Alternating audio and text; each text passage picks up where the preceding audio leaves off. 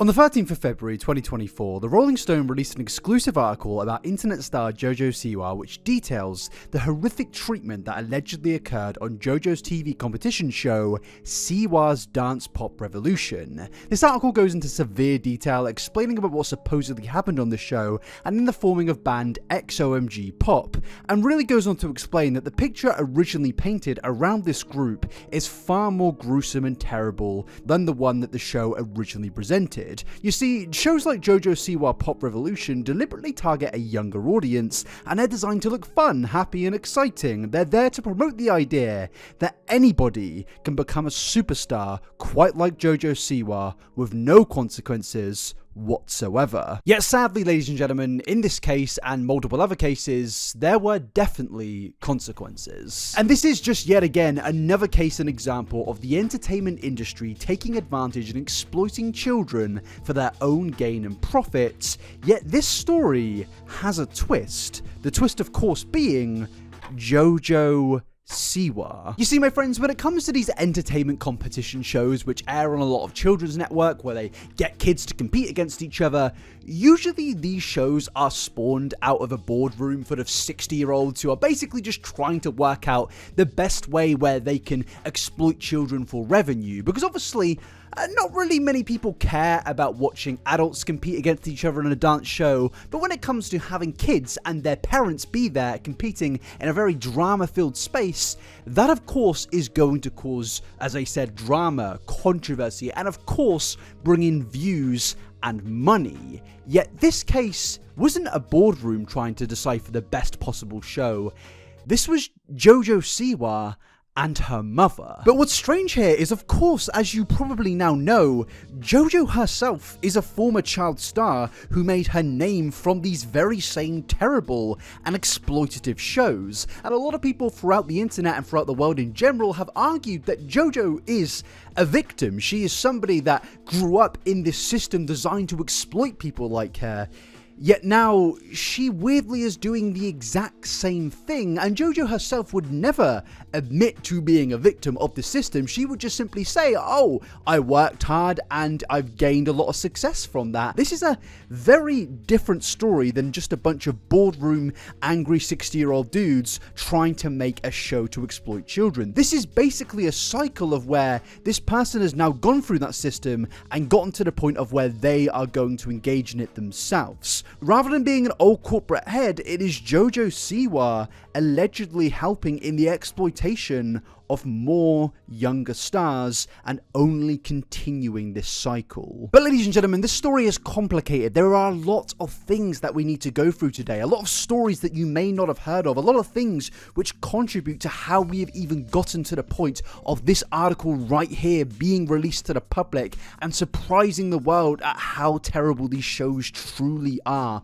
for the children. But this doesn't just stretch to the world of television and Hollywood, but this also stretches to the world of social media, because whilst Jojo Siwa herself was shaped by the entertainment industry in Hollywood, she was also shaped by the YouTube entertainment industry. As multiple adult content creators over the years have regularly been called out for their collaborations with Jojo when Jojo was simply a child, and a lot of inappropriate things happened in these videos. A lot of problematic friendships with ostracized internet celebrities still exist, and it is regularly the center point of controversy when it comes to Jojo's current career. And the main thing I want to say to you before we get into this story is that it isn't black or white. There is obviously nuance to a lot of it, and when I say that, I'm not deflecting any terrible actions or defending somebody like Jojo Siwa or even her mother, but I am saying, of course, we need to have some nuance to truly work out how we got to this point,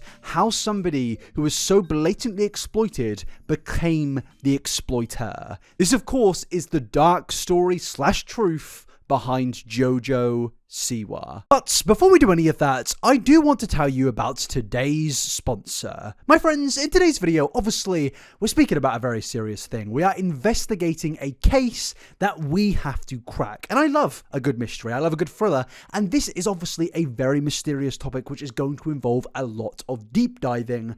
And that is something that I personally really enjoy. Whether it's me making a video or whether it's me consuming some form of fiction, I just love a good mystery. mystery. And that is where I introduce to you Audible. And you may be wondering, what actually is Audible? Well, my friends, let me answer that for you. Audible is the world leader in audio entertainment, audiobooks, podcasts, and Audible originals, which means that you personally can enjoy a good mystery or thriller from absolutely anywhere. For example, whilst cleaning my flat earlier, I was listening on the Audible app to The Coldest Case, a Black Book audio drama, where one of the narrators is Aaron Paul. Yes, that's Aaron Paul. And basically, the story is about Detective Billy Harney, who is investigating murders in Chicago, which leads to some deep and dark conspiracies involving billionaires and politicians being exposed, and it is just so good to listen to. It just kind of grips you and brings you into the world, and really just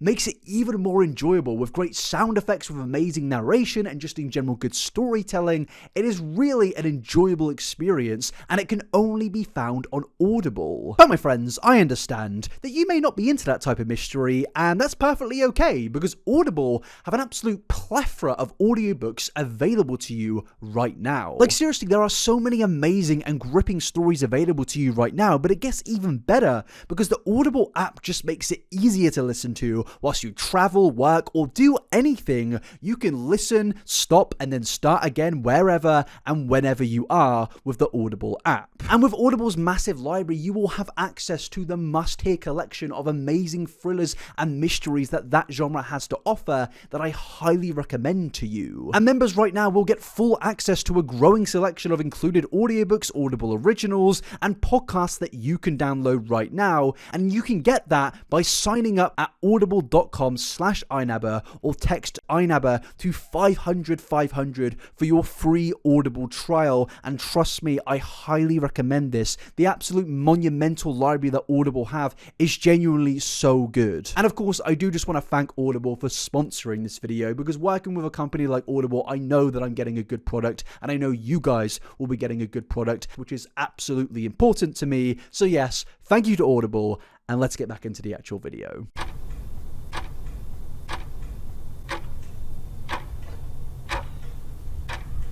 Now, my friends, before we get into the main part of this story, I feel like it's incredibly important that we actually establish who Jojo Siwa actually is. And yes, you may be wondering, well, why do we need to do that? I know who this person is. Just relax, all right? Just relax. Because whilst you may only know Jojo Siwa as this internet celebrity who was simply known by most people for being... How do I say this nice... loud. We all know who Jojo Siwa is. We all know the content that she makes. We all know the video. Well, I say this like we're all big. I'm not a big. I'm presenting this like I watch every. I don't watch every Jojo Siwa. I promise. You know who Jojo Siwa is. You've seen the content over the years to an extent. You know that she simply is an internet star. But in terms of the true extent of her origins, we need to get into that, as is very important for today's story. But before we do that, I just want to quickly say, could you please subscribe to the channel? I'm doing this really quickly because I understand this is really annoying, but if I don't ask, I sometimes don't get. So please. Jojo Siwa is of course a 20-year-old American dancer, singer, actress, YouTuber, and social media personality who has been in the spotlight since 2013, when she would have been 10 years old. Jojo originally rose to fame as she was not just the youngest contestant at 10 years old, but also a finalist in the television show Abby's Ultimate Dance Competition, produced by Abby Lee Miller, who also produced the infamous show Dance Mums. And yes, Jojo then went and featured on that exact same show, Dance Mums, and she basically became an extremely popular figure at a very, very young age, which led of course to a social media career where she created a YouTube channel and every other social media that you could possibly think of, where she started to become even more popular, went on to make music videos and other collaborations with very, very interesting YouTubers, but we'll leave that for later. But yes, just like any other 10-year-old out there, she overnight basically became a multi-millionaire with millions of followers on the internet. And of course, the question has to be asked of, well, how did she even get into this position? Like, how obviously a child just can't become famous and get into all of these Hollywood TV shows overnight. There has to be some reason, somebody that was pushing her in this direction. And of course, there was. and that was Jojo Siwa's mother, Jessalyn Siwa, who is seemingly the exact reason to why Jojo is currently in the position that she's in. Now, of course, I don't want to take away from Jojo's own hard work, but I think it would be very ignorant to believe that she obviously just got herself into this industry without any help whatsoever, because Jessalyn, she was somebody who owned her own dance studio, and she was the person that introduced Jojo to all of the entertainment industry. She was the reason that she even applied for these television shows. And I've been doing a lot of digging into Jojo's mother, kind of trying to work out where she came from, how she got into the position that she's in, and I went all the way back to 2013 when I found the first possible article which referred to Jojo and her mother, and it was titled "Mother and Daughter Steps into the Spotlight," i.e. both of them step into the spotlight. Not just Jojo, but Jojo and Jessalyn. Now, this article is about how Jojo is entering the dance competition that I mentioned earlier. Jojo Siwa knows how to play a room. Monday, the 10-year-old dancer commanded the attention of a room full of mini dancers, trying with varying degrees of success to follow her every move and direction. On the show, Jojo and other younger dancers compete for top honors, money, and a prestigious dance academy scholarship. The show also follows their dance mums and the drama that they engage in behind the scenes in support of their children. Now, this paragraph right here pretty much just kind of summarizes everything that I'm going to be complaining about and speaking about today. It's pretty much just the paragraph to summarize all of the exploitation that goes on in this industry. It talks about money, prestigious scholarships, and drama between the parents, which is being presented to millions of people on television, all being broadcasted to millions of people around the globe. And in my opinion, and in the opinion of a lot of psychologists out there, I don't think that this is good for children. I don't think it's good for their brains to constantly be on camera hours upon hours a day, and we will get into the actual workload that children face during this whole process, but it is obviously a pretty despicable thing that these kids are being put on here designed to compete, designed to be these drama-centered kids who are pulling in the views. I just personally, whether it's a YouTube family channel, an entertainment competition show, I personally think that there are a lot of ethical issues surrounding this, but ultimately these shows are extremely popular and the parents know that, and I think, in my personal opinion, the parents want to push their children in this direction in order to make them, the parents, famous and wealthy, which it basically describes in that paragraph there, where it speaks about the dance mums supporting their children by engaging in drama. They're not supporting their children, all they are supporting here is their bank accounts. And this, in my personal opinion, is the epitome of everything wrong in the entertainment industry. You have these television companies exploiting younger people for money, and when you would think that the people that would protect their children from these exploitative executives would be the parents themselves, for the most part, are doing the exact same thing. Just their gain is personal and not for some massive corporation. And look, I don't think every single person in this industry is going to be terrible. I'm not saying every single parent is exploitative. I'm sure that there are parents that really do want to help push and further their kids' careers, but based on what I can see when it comes to Jojo Siwa's mother, a lot of this whole thing is all just about her and her living her life through her child, because obviously Jessalyn Siwa, we can find out based on previous interviews that she has always been interested in dance. She was part and owned a dance school. She always has wanted to have a career in it, but obviously she wasn't a big, famous, successful star in Hollywood, so what was her second plan if that failed? Well, she would do the exact same thing with her child and push that child into becoming famous and rich so she herself could become famous and rich. Going back to that article earlier, it mentions a quote from Jessalyn saying, "I've loved dancing my whole life," said Jessalyn, 38, who owns a dance studio in Omaha. "Dancing makes people happy, whether it's performing on stage or with your friends at a wedding. From the time she could walk, Jojo was at the studio every day hanging out with me. When Jojo was 2 and still in diapers, her mother entered her in her first dance competition." Now, personally, I'm not a big fan of entering children into competitions like this. I just think there's a bit of an ethical issue surrounding it. Now, of course, kids are allowed to compete in things. That's perfectly up to them. But I really don't think a 2-year-old has the conscious mind to engage in something like this, and I feel like it instantly, at a very young age, puts pressure on these children. Now, of course, a lot of people will argue, well, what about kids in sports, kids in TV, kids in movies? They go into these things at extremely young ages, and personally, I would agree with you. They do go into it in young ages, and I think the same logic applies there. I think it is very exploitative. I don't think kids should be under the pressure that they are in the entertainment industry, and I think we need more laws and regulation to prevent these things from going too far. But of course, Jessalyn goes on to say that Jojo loved it, and that's why she knew that this was going to be fun, said Siwa, who began submitting tapes of her daughter to various contests and taking her to auditions around the country. Again, I just can't see stuff like this and help but think this is the parent exploiting their child for wealth and popularity. I know some people may say that I'm going a little bit too far, but I just don't think it's the same thing as submitting your kid to a local dance competition and submitting tapes to these things being described here. To me personally, it's very obvious from this article, from the very get-go, that Jojo Siwa's mother was keen on making her child a rich, famous star, so of course she could also recoup a lot of benefits from that. And the thing is Jojo Siwa will obviously disagree with me, as will the mother, because obviously they were successful in this industry. They are famous, they are rich, they are very powerful, and have a massive business, which is of course bringing in money every single day. So naturally,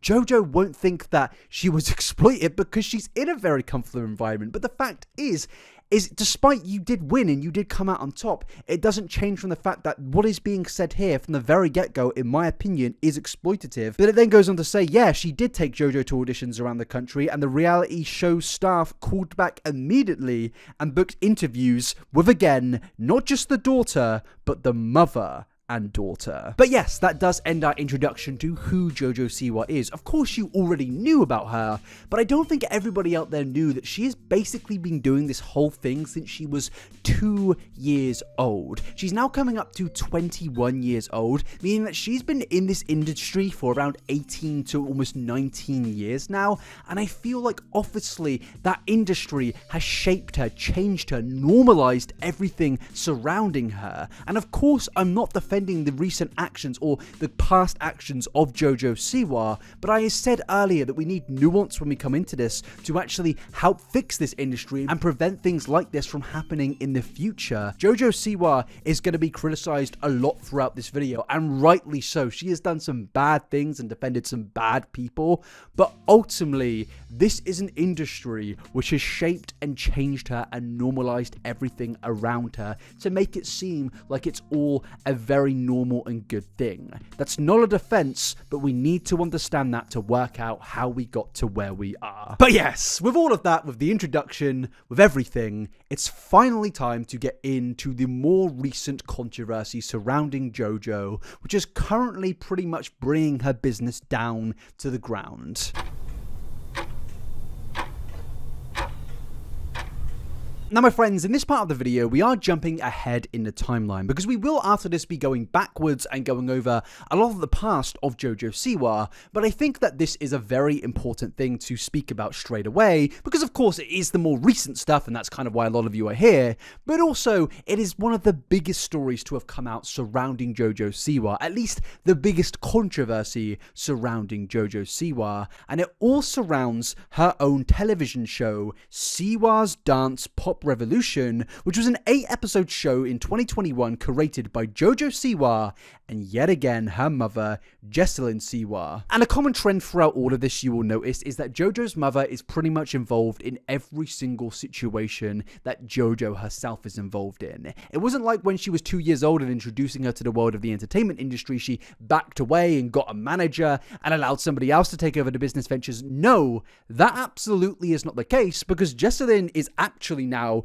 Jojo's manager, according to multiple sources, has her say in appearances, performances, and business deals. Which to me is very important information because it does indicate to me personally that Jojo's mother was behind the creation of this television competition show, which is described as a reality competition series where dancer, singer, and YouTube personality Jojo Siwa, along again with her momager Jessalyn Siwa have curated a brand new pop group called XOMG Pop in order to become pop music's next biggest sensation by selecting 11 of the most talented triple threat girls from across the country to compete for a spot in the group. Now, whilst this doesn't sound like the worst thing on planet Earth, it does immediately jump into the issues that I was mentioning previously of this again is another reality television show based around children, and it does just continue to get worse from there. Because you can see here, the initial lineup of the group in this show ranged between the ages of 8 years old and 14 years old. And I just can't personally understand why these types of shows are normalized in American society. Well, not just American society, but in the world in general. I don't understand why these shows, which get children, actual young children, to compete against each other in front of millions of people. Think about, of course, the two factors here of money and pressure. Obviously, we all know the idea of what Siwa's dance pop revolution is promoting to these young children and their parents is that they will become international superstars if they win this competition. They will practically be the heir to Jojo's throne, because as I mentioned earlier, Jojo is around 20/21 years old at this point. She obviously can't keep doing these dance competition shows herself, so instead she is going to create a younger generation versions of her, and she will make a lot of money off that. The parents of those kids will make a lot of money off that. Whether those kids will make money, we don't care about that. It's about the business people now, okay? We don't care about the children. Okay, but obviously that's going to create a lot of pressure, because these kids are now thinking, if I don't win this, I'm not going to be famous ever. I'm not going to be able to be that rich, famous dancer like I can see Jojo Siwa was and where that led her to in the current day. That is a lot of stress to put on a kid's shoulder at 8 years old. But on top of that as well, we need to then focus on the workload that these shows hold. Because ladies and gentlemen, it's not like it's they turn up, they do a little bit of dancing and they go home. No. This whole thing is pretty much a full-time job. In the making of this video, I've done a lot of research into how many hours these kids will be working in these style competition shows, and what I actually came to find was somebody actually did a lot of calculations and worked out that on Dance Mums, a very similar show which Jojo herself was attached to, some of the children on there would be dancing for 42 hours a week, according to this statement right here. Now, of course, that number could be lower, it could be even higher, but based on the research that I've done, I found a lot of claims that there is a ridiculous amount of hours put into these shows by the children themselves, which is obviously not just going to cause physical strain, but obviously life-altering mental strain. And I feel like Jojo Siwa herself is a perfect example of that, because this is somebody that went through all of this exploitation and it is now normalized to her. When, ladies and gentlemen, it is not normal for a child to be working 40 plus hours a week. No child should be working, honestly, at all in an ideal world, really. A kid should be able to go out and enjoy themselves and not have to worry about the pressure of being on a show which could possibly turn them into a rich, famous child. And it doesn't take many Google searches to find psychologists speaking about these extremely negative impacts on child stars and how much the exploitation is rife in the industry. And in my opinion, this is pretty much the same in every single competition show in the entertainment industry, particularly in Hollywood. I don't think it's barely different anywhere, and I feel like Jojo's own show is pretty much guilty in my personal opinion, because I should just say everything that we're going to speak about is of course alleged, and everything I'm giving in this video is just my opinion and shouldn't be taken as fact. But in my opinion, Jojo Siwa's show is just as bad as Dance Mums and any other competition-based show that you can think about. But it is time we got onto this Rolling Stone article. Jojo Siwa promised them pop stardom. They say they were thrown in the trash. And ladies and gentlemen, this is a damning article on not just Jojo, but just in general, the entire entertainment industry. So the article immediately starts off explaining Leah Sanderson always wanted to dance, but it was never going to be easy for her because Sanderson, 16, was born with spina bifida, a birth defect in which the spinal cord fails to form properly. She spent her early years in and out of the hospital, undergoing dozens of surgeries. She still regularly struggles with pain and bladder infections, and since she was 5, has had to use a cajita to go to the bathroom, and I'm very sorry if I mispronounced that. Then she says, the school nurse was my best friend growing up. Now, understandably, you're probably a little bit confused to who this individual is if you have absolutely no idea about this topic. Well, basically, Leah is the main part of this part of the story. Pretty much, Leah is in the same boat as Jojo Siwa. She obviously just is not as famous as Jojo, because Leah and Jojo have done pretty similar things. For example,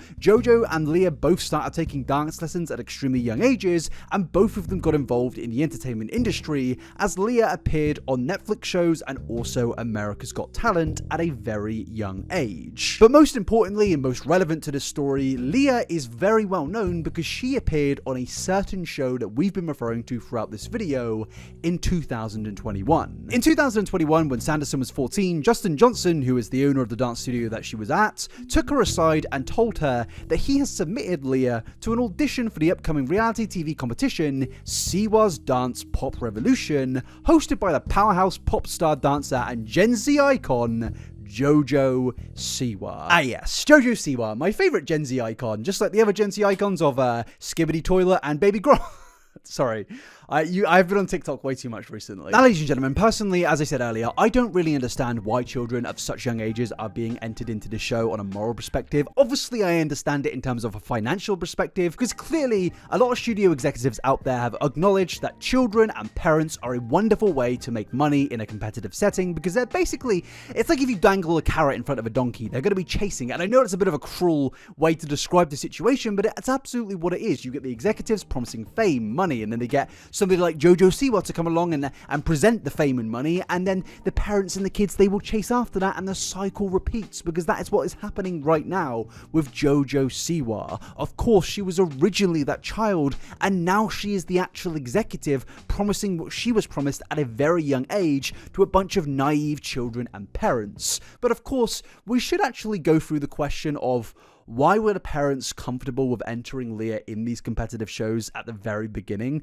Because of course, there is a history of these shows being terrible. It doesn't take many Google searches to find out that shows like Dance Moms are absolutely horrific. So why did Leah's mum actually allow this? Well, the article does go on to say that Leah's mother did actually have reservations about this show. But of course, this is a little bit different to when Jojo was being put into these shows by her own mother, because it does seem that Jojo's mother's whole thing was to make Jojo famous, the next Hannah Montana, whereas the mother, Angie, says that basically, because of her daughter's condition, they have to take absolutely every opportunity that they can.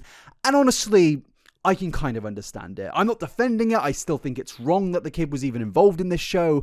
But ultimately, in terms of a moral perspective, I can understand it more than Jojo and her own mother. It does seem when you go and look at Jojo's mother's own history that she really wants to live her life through Jojo, because she herself never did become a rich and famous pop star like Jojo has become. And ultimately, I think she also wanted to become rich and famous off the back of her own child. Whereas this seems a bit like that, but ultimately, I can still see it as a mother genuinely just trying to give the best opportunity to her child, who has obviously suffered quite a lot throughout her life. So yes, fellas, obviously I am still against the whole concept of it, but ultimately I can have a little bit more understanding to why Leah was even involved in the first place. And yes, it was a very sad story, which seemed to have a bit of a happy transition of, oh wow, she's gonna become rich and famous through this show that Jojo has offered her.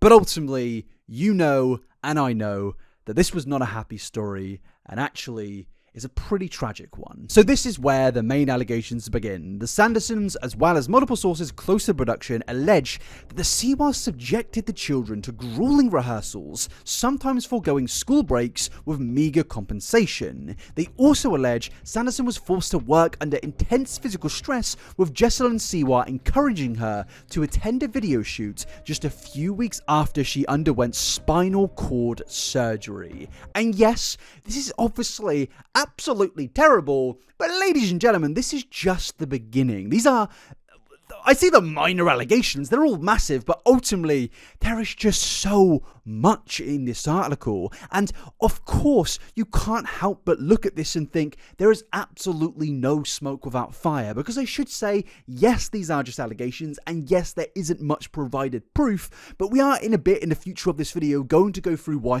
I personally believe these allegations. But firstly, let's actually just get through them. In one instance, just days before the surgery, they allege that Leah Sanderson started bleeding through her belly button during rehearsal for a performance at the Children's and Family Emmys, which was hosted, of course, by the lovely individual Jojo Siwa. What a shocker. And talking to the Siwas, rather than encouraging her to take a break, the Sandersons say that Jessalyn told her to put a maxi pad on the bleeding so it wouldn't leak onto her costume. A little general reminder that this is a 14-year-old girl that we're speaking about here, and of course, at any age, this would be absolutely horrific, but I feel like it really cements it a little bit further when you look at the actual ages. You have this fully grown woman who has a child herself saying, yeah, just put a pad on the bleeding, continue dancing, we got a show to put on. It's disgusting. It ultimately is absolutely disgusting, but somehow, ladies and gentlemen, this is not where it ends.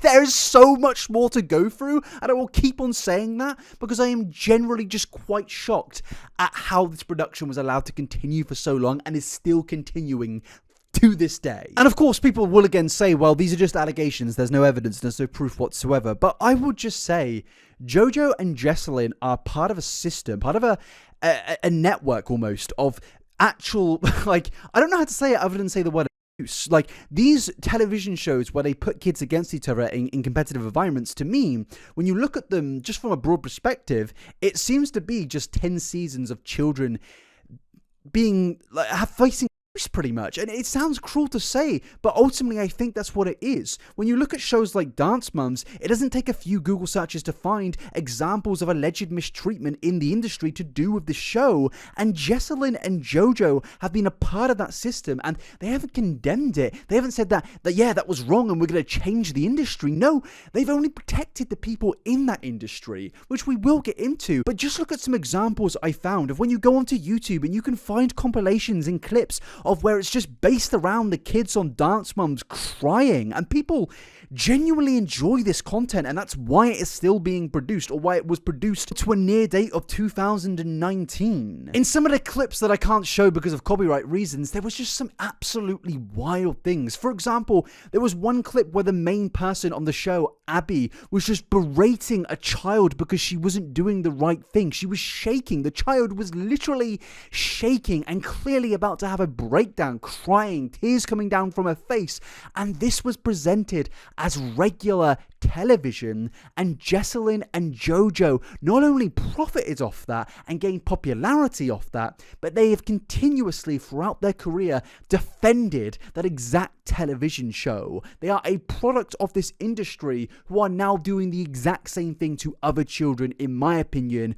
with the show that Jojo has here. So am I really shocked about these allegations? No, I'm not. The only thing I'm shocked about is that there are not more laws to protect children in the entertainment industry. The allegations even go on to the point of saying that Jessalyn allegedly was overtly cruel to the young charges, calling them names and in one instance shaming them for having a disability, and Jojo meanwhile was accused of being nasty and domineering. At one point they allege that she screamed insults at the girls during a performance, and they also allege that she was also playing a role in helping to build a cutthroat environment long after the cameras were gone, playing favourites and pitting members against each other, which honestly doesn't surprise me. Once again, this does just sound like Dance Moms, and it just seems that Jojo and Jessalyn have learned everything from this show and have decided, hey, we're just going to make our own version of that, maybe make it a little bit more PG, but ultimately make it the exact same thing where we can actually profit off it the most. That's what this whole thing is, in my opinion. Jojo doesn't care about making people rich and famous. She cares about continuing her legacy and being able to profit off that by making another child become Jojo,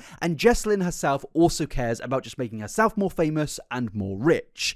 Ultimately, this is just a continuous cycle which is never going to end until more people speak about it. The allegations being described here of basically creating a negative and hostile environment, which in my opinion promotes bullying and other hostilities, and also just berating the children on set, is the exact same thing which happened on Dance Moms with the main star of the show, Abby Lee Miller, who is basically in charge of the kids on Dance Moms and has been regularly criticized over the years for this. But as I said, Jojo herself has defended this, and I think the main reason for this is because she knows that the methods that Abby was applying does create popular television. Whether that's morally right or wrong, ultimately people will tune into these types of shows. For example, shows like the Jeremy Kyle show. This was an absolutely disgusting show, which obviously just put out a negative perception of people from low-income backgrounds, where it profited of people who could not afford therapy, who could not afford marriage counseling, and ultimately were in tough environments, and Jeremy Kyle profited off that,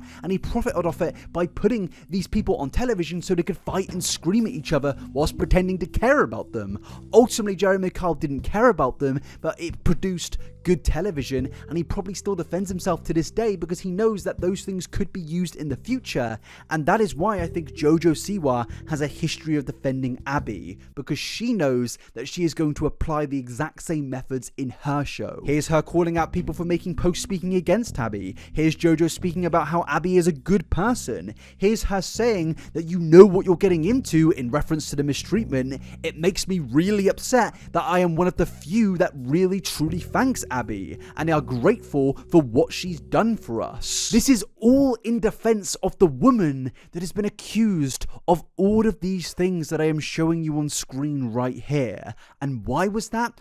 Obviously, because Jojo herself became rich and famous from these methods, and she is now going to take these methods and use them for herself. But the allegations only continue to get worse when it says the sources allege that the Siwas and the producers dangled the carrot of stardom in front of the young members, only to berate them and encourage them to cry on camera. The mums and kids would come home and have a candy basket and a Nintendo Switch in their hotel room after being messed with all day. A source close to production told the Rolling Stone the highs were high and the lows were low. Now, shockingly enough, the legal team of Jojo Siwa has defended this and said that this absolutely did not happen. But again, ultimately, based on what we just went through in terms of Jojo's defense of horrific things in the past, I would not be surprised if this was true. A case of they're going to berate them on set all day, make them cry, make them upset, and then they're going to nice them up when they go home. When they don't have to see him, we'll give them a Nintendo Switch. And it was probably not even a Nintendo Switch OLED. It was probably the original model from 2017. It's that bad. But yes, obviously, if this is true, this is a pretty terrible thing. It's almost like coercion. You're coercing them into accepting all of this terrible behavior by saying, oh, well, at least at the end of the day, you get a Nintendo Switch, you get some candy. But of course, a big thing which is obviously perfectly fine to wonder is, well, what was the mother doing in this situation? Why was the mother of Leah not taking any initiative to basically prevent any of these things from happening? Why was she not speaking up and saying, hey, this is wrong? Well, she actually did do that, and it only led to even worse repercussions for her and her daughter. It goes on to say that she raised her concerns about XOMG Pop with the other mothers, a teacher, and then Jessalyn found out, which led to Leah being abruptly fired. Now, Jojo and Jessalyn can deny this all they want. They can say that they would never do something like this, but Jojo herself, and Jessalyn obviously herself, because she is the manager of Jojo, have had this exact same thing happen to her, and they were perfectly fine with it on Dance Mums. I found this article where it says, in season 5 episode 7 of Dance Mums, Siwa was kicked out of Miller's studio, Abby Lee Miller, for talking back and saying, well, if you yell at me, I'm gonna cry. Siwa walked out, returned, and apologized. From the very beginning, Siwa knew the power of this opportunity, and that mindset appears to have prevented some of the trauma that the other girls left the show with. And it is of course very key to note that yes, again, this sort of behavior is the behavior that Jojo Siwa herself has defended, and even has said that she is incredibly grateful that Abby has done the things for her that she has done, and that includes firing her for speaking up when she wasn't happy, when she was going to cry. She was not comfortable and she tried to say something about it, and she was kicked out of Dance Mums, yet she still defends the person that did that to her. And again, I think that's because she has adopted those mentalities and is now applying it onto the people on her show, which isn't a defense of Jojo. Of course, it is a cycle of the industry, but it's ultimately still a terrible thing. And now you may be wondering what the actual other members of XOMG Pop are thinking and saying about all these allegations. Well, pretty much they have actually, interestingly enough, come out and defended Jojo and Jessalyn by basically stating that they can attest to the environment being healthy and positive, and have described Angie as a disgruntled parent. But personally, my friends, I can only help and see this and think, well, obviously you're going to say this. Your daughter is in this group. She's obviously getting fame and money, which also is going to apply to you yourself. You're probably not going to speak up against the people that are basically giving you that. And I think that's the whole thing again with the whole dangling fame and money in front of them. Of course, fame and money can make people do a lot of silly things, and I think that is what is happening right here. Do I really think that anybody who is a part of this group is going to come out and speak against Jojo and Jessalyn? No, because as we've seen, if you even try to do that slightly, just by airing your concerns in the slightest way, you will be removed. But what's even more insane is Siwa's legal attorney has actually come out and said that the reason Leah Sanderson was fired was to protect staff and other girls, and they just don't really necessarily give any details to what they were protecting the girls and the Siwas from. There's absolutely nothing, so all I can really say is this is a big load of codswallop. But I feel like what I'm reading here is them saying that they couldn't actually deny, like they denied everything else, that they fired Leah and her mother. So instead they're going to come up with some reason which seems like they're the moral beacons of hope of, oh, we were doing this to protect the children. It's like, no, you weren't. You were doing this to pretty much just protect yourselves and carry on the show. By firing Leah, it honestly probably only benefits them because they've actually set the precedent of, if you speak up against us for the things that happen on set, you will no longer be rich and famous. And the other mothers will see that and think, well, you know, I want some of that money, I want some of that fame, and they will not say anything, which, as we've seen, they are very much doing here. And my brothers and sisters and sisters, this whole thing with the entertainment industry, Hollywood, just in general the world of social media, it is a very messed up environment. As somebody that's been in it for around 7 years now. Oh, that's really weird to think. Maybe even longer. For somebody that's been around in this industry for quite a while, I've witnessed quite a lot of terrible people, and people that know that certain individuals are bad, and they still continuously affiliate with them because those individuals on a public scale aren't known for being bad. Everyone behind the scenes know that that person is bad, but they will still stick by them because in a social setting, based on what the public think about the person, they can still make money off them. They can still get clout. They can still get followers off them. And yes, everyone behind the scenes is going to be thinking they're a big sack of shit. That doesn't matter because they're getting followers, fame, and money. And ultimately, I see this all too much in this industry. And shockingly enough, I've actually seen it with the subject of today, Jojo Siwa, who herself has defended not only Colleen Ballinger, but is still friends and collaborating and enabling Jumbo Jimmy Charles, who honestly isn't really the greatest of blokes, and neither is Colleen Ballinger. But Jojo is perfectly fine remaining affiliated with these individuals because they could probably still get her some money, get her connections. James Charles is still going to massive events and he still is a powerful person with connections in the media, and Jojo isn't going to want to let go of that, and the same can be applied to Colleen. There's a reason so many media outlets have defended these individuals in the past, because they are powerful people with a lot of money. Jojo only cares about these things, as does Jessalyn, and they will do anything they can to retain those things. So ultimately, am I shocked that the parents are saying that these things didn't happen? The parents who are desperate for the dangling of fame in front of them? No. But the allegations only continuously get more extreme when it goes on to say that sources close to production allege that the producers didn't see it as a good day unless you made a kid cry, and Angie Sanderson, the mother of Leah, confirms that she heard similar comments as well, and producers encouraged drama and tension between castmates, but also the environment was allegedly constant fear, and that Jessalyn would verbally people during rehearsals, with Jessalyn berating a contestant with hypotonia, a disorder that causes low muscle tone, by mocking her inability to move her arms and legs. She also made fun of her speech, and the Siwas themselves did, of course, not respond to this. And of course, when somebody says that they're not going to respond to a serious allegation like that, it definitely does prove that they're 100%, absolutely 100% innocent. Now, considering this is an individual that loves to bust out the law attorney every now and again, I'm kind of confused of why they wouldn't respond to these allegations, other than it probably being true. That's the only real take I can take from this. If you're not going to respond, well, I'm probably going to think you're guilty, considering you have responded to other things, just not this. But also, my friends, the reason that I think that Jojo herself hasn't responded to these things is mainly because, well, what's being described here, yes, it's absolutely terrible, it's horrific, and I sound really sarcastic right now, and I'm absolutely not being sarcastic, but yes, it's terrible. But the thing is that Jojo herself has basically admitted that her mum does these things, in my opinion, In this very same show, at the very beginning in the first episode, she says, "You think you're going to be able to handle my mum?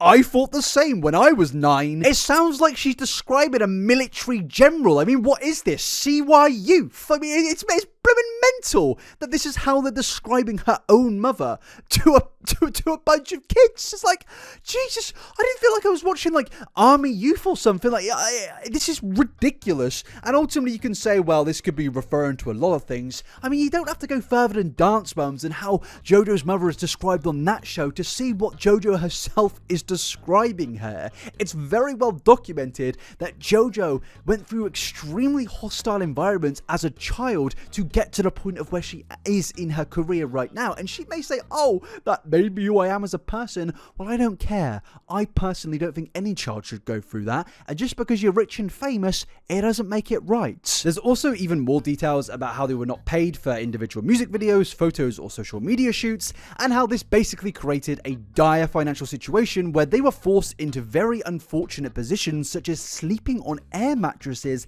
in the dance studio and being scared to say anything in case of a breach of contract. Now, my friends, of course I still do hold a lot of my criticism for the mother. You can just say the obvious things of why did you not do your research into Jojo and the show she's been a part of and what Jojo represents in the media industry, but at the same time there is also the understanding that her child was dealing with something very difficult, and somebody with the condition that her child had, Leah, would not really get the opportunities of somebody that wasn't dealing with that condition. Of course, because these dance studios don't want to have to deal with some problems that could cause issues in dances and stuff like that, which I do disagree with. I think everybody has the right to these opportunities, but ultimately the entertainment industry, as we have seen, is a very cruel place, so I can understand why she would be so scared to ruin this for her child by speaking up. Of course, we know now she did speak up eventually, but ultimately, you can kind of see why for so long she kind of put up with things or looked away from things. You know, in this, it describes how they managed to look away from this and pretend that things weren't as bad as they actually thought they were.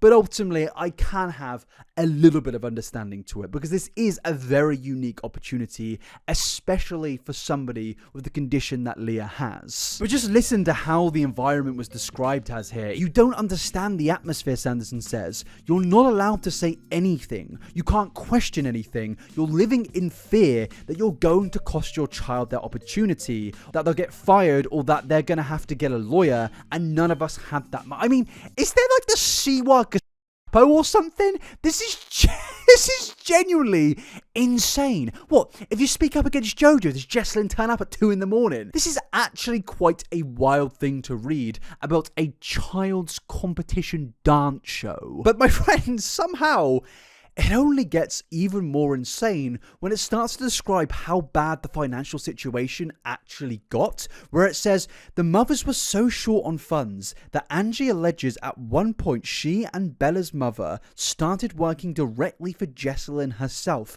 And you're probably thinking, oh, what were they doing? Were they helping with the dances? Were they helping get all the kids organized and stuff like that? No, they weren't doing that. They were doing this. They alleged that they were organising Jojo's closet and scrubbing toilets for $20 an hour, according to PayPal receipts provided. I mean, this is genuinely some supervillain shit. Like, this is like so evil and so wrong. These are multi-millionaires with an actual media empire, and they could have easily helped all of the parents who are struggling in this. Because you may be wondering, well, why is the financial situation so bad? Well, basically, a lot of people just had to get up and move so they could support their child's dream, and Jojo and Jessalyn are obviously aware of that, but they did not do anything to help. Even with people on this show struggling with certain conditions, they still did not help, and instead said, well, I'll give you $20 to scrub my poo off my toilet.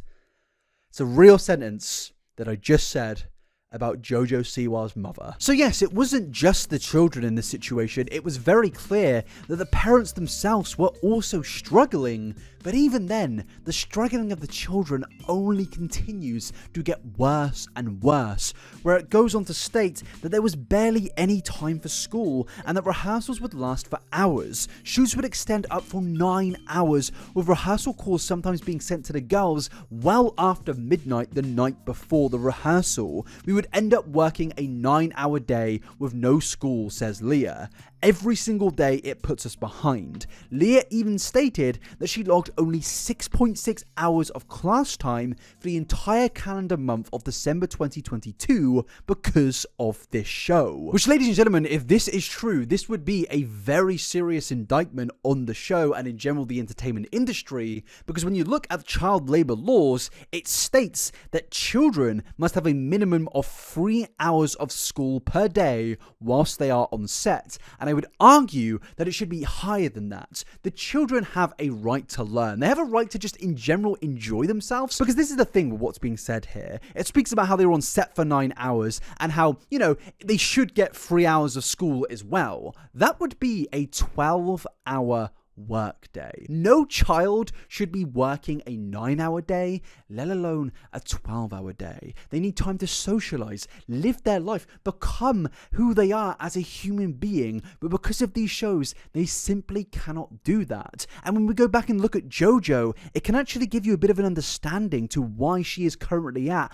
where she is in her life. All of the stuff that she has defended is normal to her because that is all she has known. She was never thrown out of the industry for speaking up. She always went through all of the terrible things that were presented to her throughout her career and accepted it as normal because she did not know different. This was what paid the bills. This was what made her famous. This was what made her loved. And ultimately, as much as I can be critical of Jojo, this, in my opinion, is a very, very sad story, and it only makes Jessalyn Siwa, in my opinion, look 50 times worse, because ultimately she has always been the adult in this situation. She herself had time to grow as a child, and she was not involved in this entertainment industry as a child, yet she took a regular childhood away from Jojo and is now trying to do the same things with the children in this show, and it is absolutely despicable in my opinion. But shockingly enough as well, I should just say that the teacher who is hired by the Siwas defended himself and said, yeah, this didn't happen and stuff like that. And ultimately, am I shocked that the bloke paid by the Siwas denies this stuff? Absolutely not. So let's move on. It goes on to state that Leah was severely affected by the allegation that basically the girls were being constantly pitted against each other, whether it was financially or whether it was the girls were being encouraged to compare themselves to each other, breeding an atmosphere of constant negativity, with Jojo screaming down the mics at how badly they were doing with their dancing. And as I said, no child should have to deal with this. Children should just be allowed to have a regular childhood. But ultimately, this was affecting Leah. And just think about the things that Leah was having to deal with whilst on sets. The pressure of being the next Jojo Siwa, having money constantly dangled in front of her, fame constantly dangled in front of her, the pressure of family financial stability collapsing around her because of this show, her schoolwork going down the drain, not being able to make friends from school because she is no longer at school, being bullied on set in these negative environments because she is constantly being put against her own peers whilst comparing themselves to each other, putting her already at risk physical health at even further risk, and now seemingly being encouraged to be cutthroat and basically be a bully just like Jojo Siwa. And reminder, this was all put on a 14-year-old girl. What this show seems to be, in my opinion, after going through this article so far, is almost like they're trying to create a super soldier,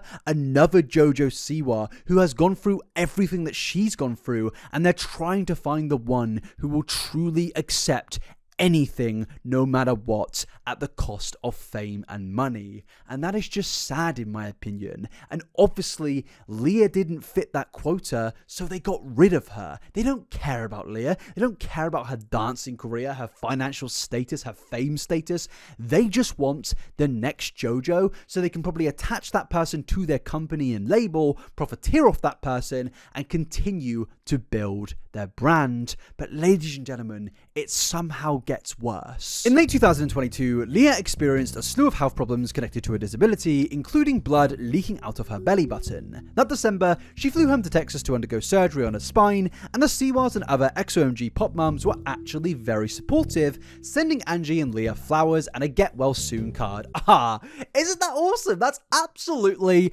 lovely. But even though doctors typically instruct children to avoid physical activity to 4 to 6 weeks after the surgery, Angie says Leah's own doctor had cleared her for light activity, so Leah was told by Jessalyn to head back to rehearsal 3.5 weeks later in order to practice for a video shoot. Reminder that this was not the physical activity that she was allowed to do. That of course had to come after 4 to 6 weeks. Reminder, this is surgery to do with her spine. Reminder, she was literally leaking out of her belly button blood before the surgery. That's how bad this was, and Jessalyn did not care. But again, I do feel like it's only fair to be critical of not just Jessalyn, but again, the mother in this situation, Angie, because when it comes to this, I personally, if I had a child in this situation, would immediately just snap and just lose it and go, just have a go at everybody and say, this is absolutely despicable. This environment is disgusting. And yeah, probably that would get the kid kicked out. But ultimately, I feel like I would be doing my duty as a parent. And I feel like Angie in this situation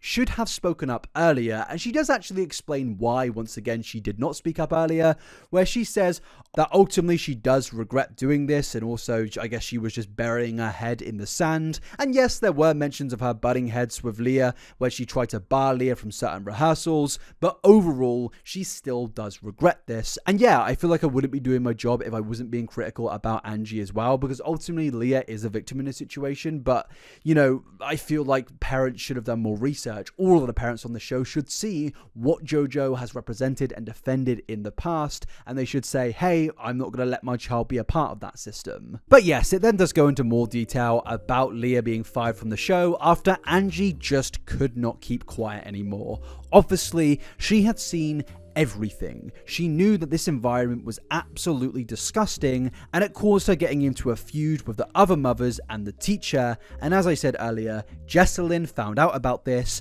and ordered Angie to apologize, which eventually led to Leah being fired. And then texts were provided to the Rolling Stone of Angie begging Jessalyn to take back her daughter on the show. And honestly, reading this, it is just really sad, and I think it does represent this show and everything that it offers, because ultimately she had seen all of the terrible things that had happened, but at the same time she knew that there was an opportunity there for her daughter which may not be there ever again in the future, of fame, of money, of getting the ability to contact people in the dance industry who are high up, who you couldn't necessarily contact if you weren't involved in these shows. And I feel like that is why she was asking to come back, because ultimately she had seen the terrible things, but at the same time she did not want to lose this opportunity for her child. And that is the power that Jessalyn and Jojo hold. They can do these terrible things, absolutely heinous things, create these terrible environments, but ultimately they know they will get away with it because they can offer you the gift of fame, power, and money. And that is what all of this is about at the end of the day.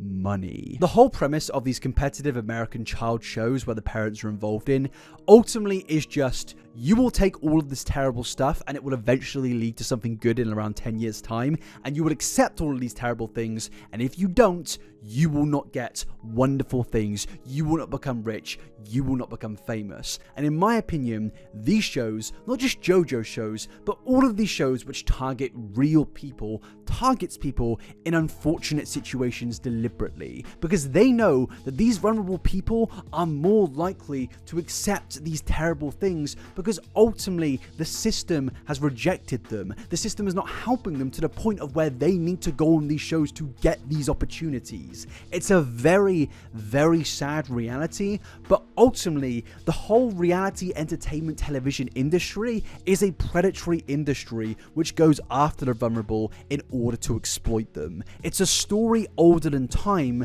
and all of the allegations in this article are a complete summary and example of that. I don't think there's actually a better example of this show other than Dance Moms, which, as I said, Jojo and Jessalyn are also a part of. It's a really sad reflection on the entertainment industry that the whole idea of being talented is actually not really important whatsoever, and just being dramatic is what actually is important to these people.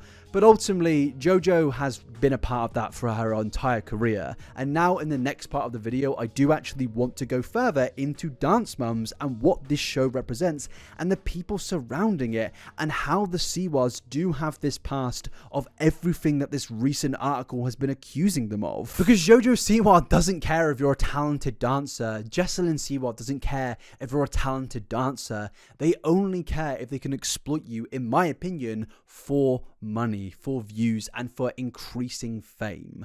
Ultimately, this is a very disgusting industry, and Jojo herself is sadly now a big part of that puzzle. Because yes, as we said earlier, there have been instances of her defending Abby Lee Miller, remaining friends with horrific influencers, and now I think it's time to go further into all of that in detail to truly reflect that what is being alleged in this article, in my opinion, isn't really a surprise, but also isn't the first time that these things have happened, and of course, there is no smoke without fire.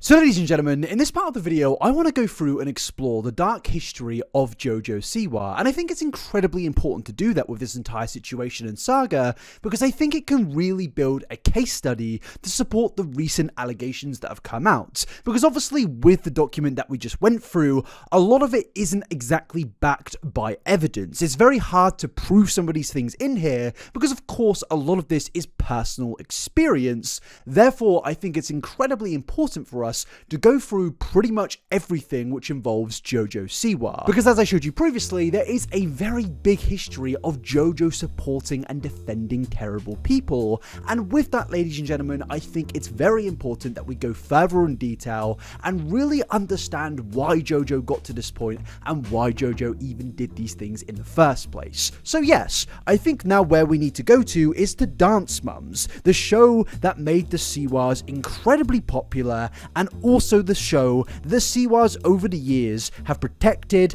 and therefore enabled the behavior that took place on Dance Moms. And with that, ladies and gentlemen, I think it's incredibly important that we now introduce a certain character to this story that I have fleetingly mentioned throughout this video, and of course, that is Abby Lee Miller. Now, with everything that we've spoken about Jessalyn today being basically the kingpin behind Jojo's behavior and all of her actions, imagine Abby Lee Miller as the individual who is even above Jessalyn. This is the person that has basically been behind the scenes manipulating everything, making everything come out how the way it has over the last 10 years when it comes to this specific part of the entertainment industry.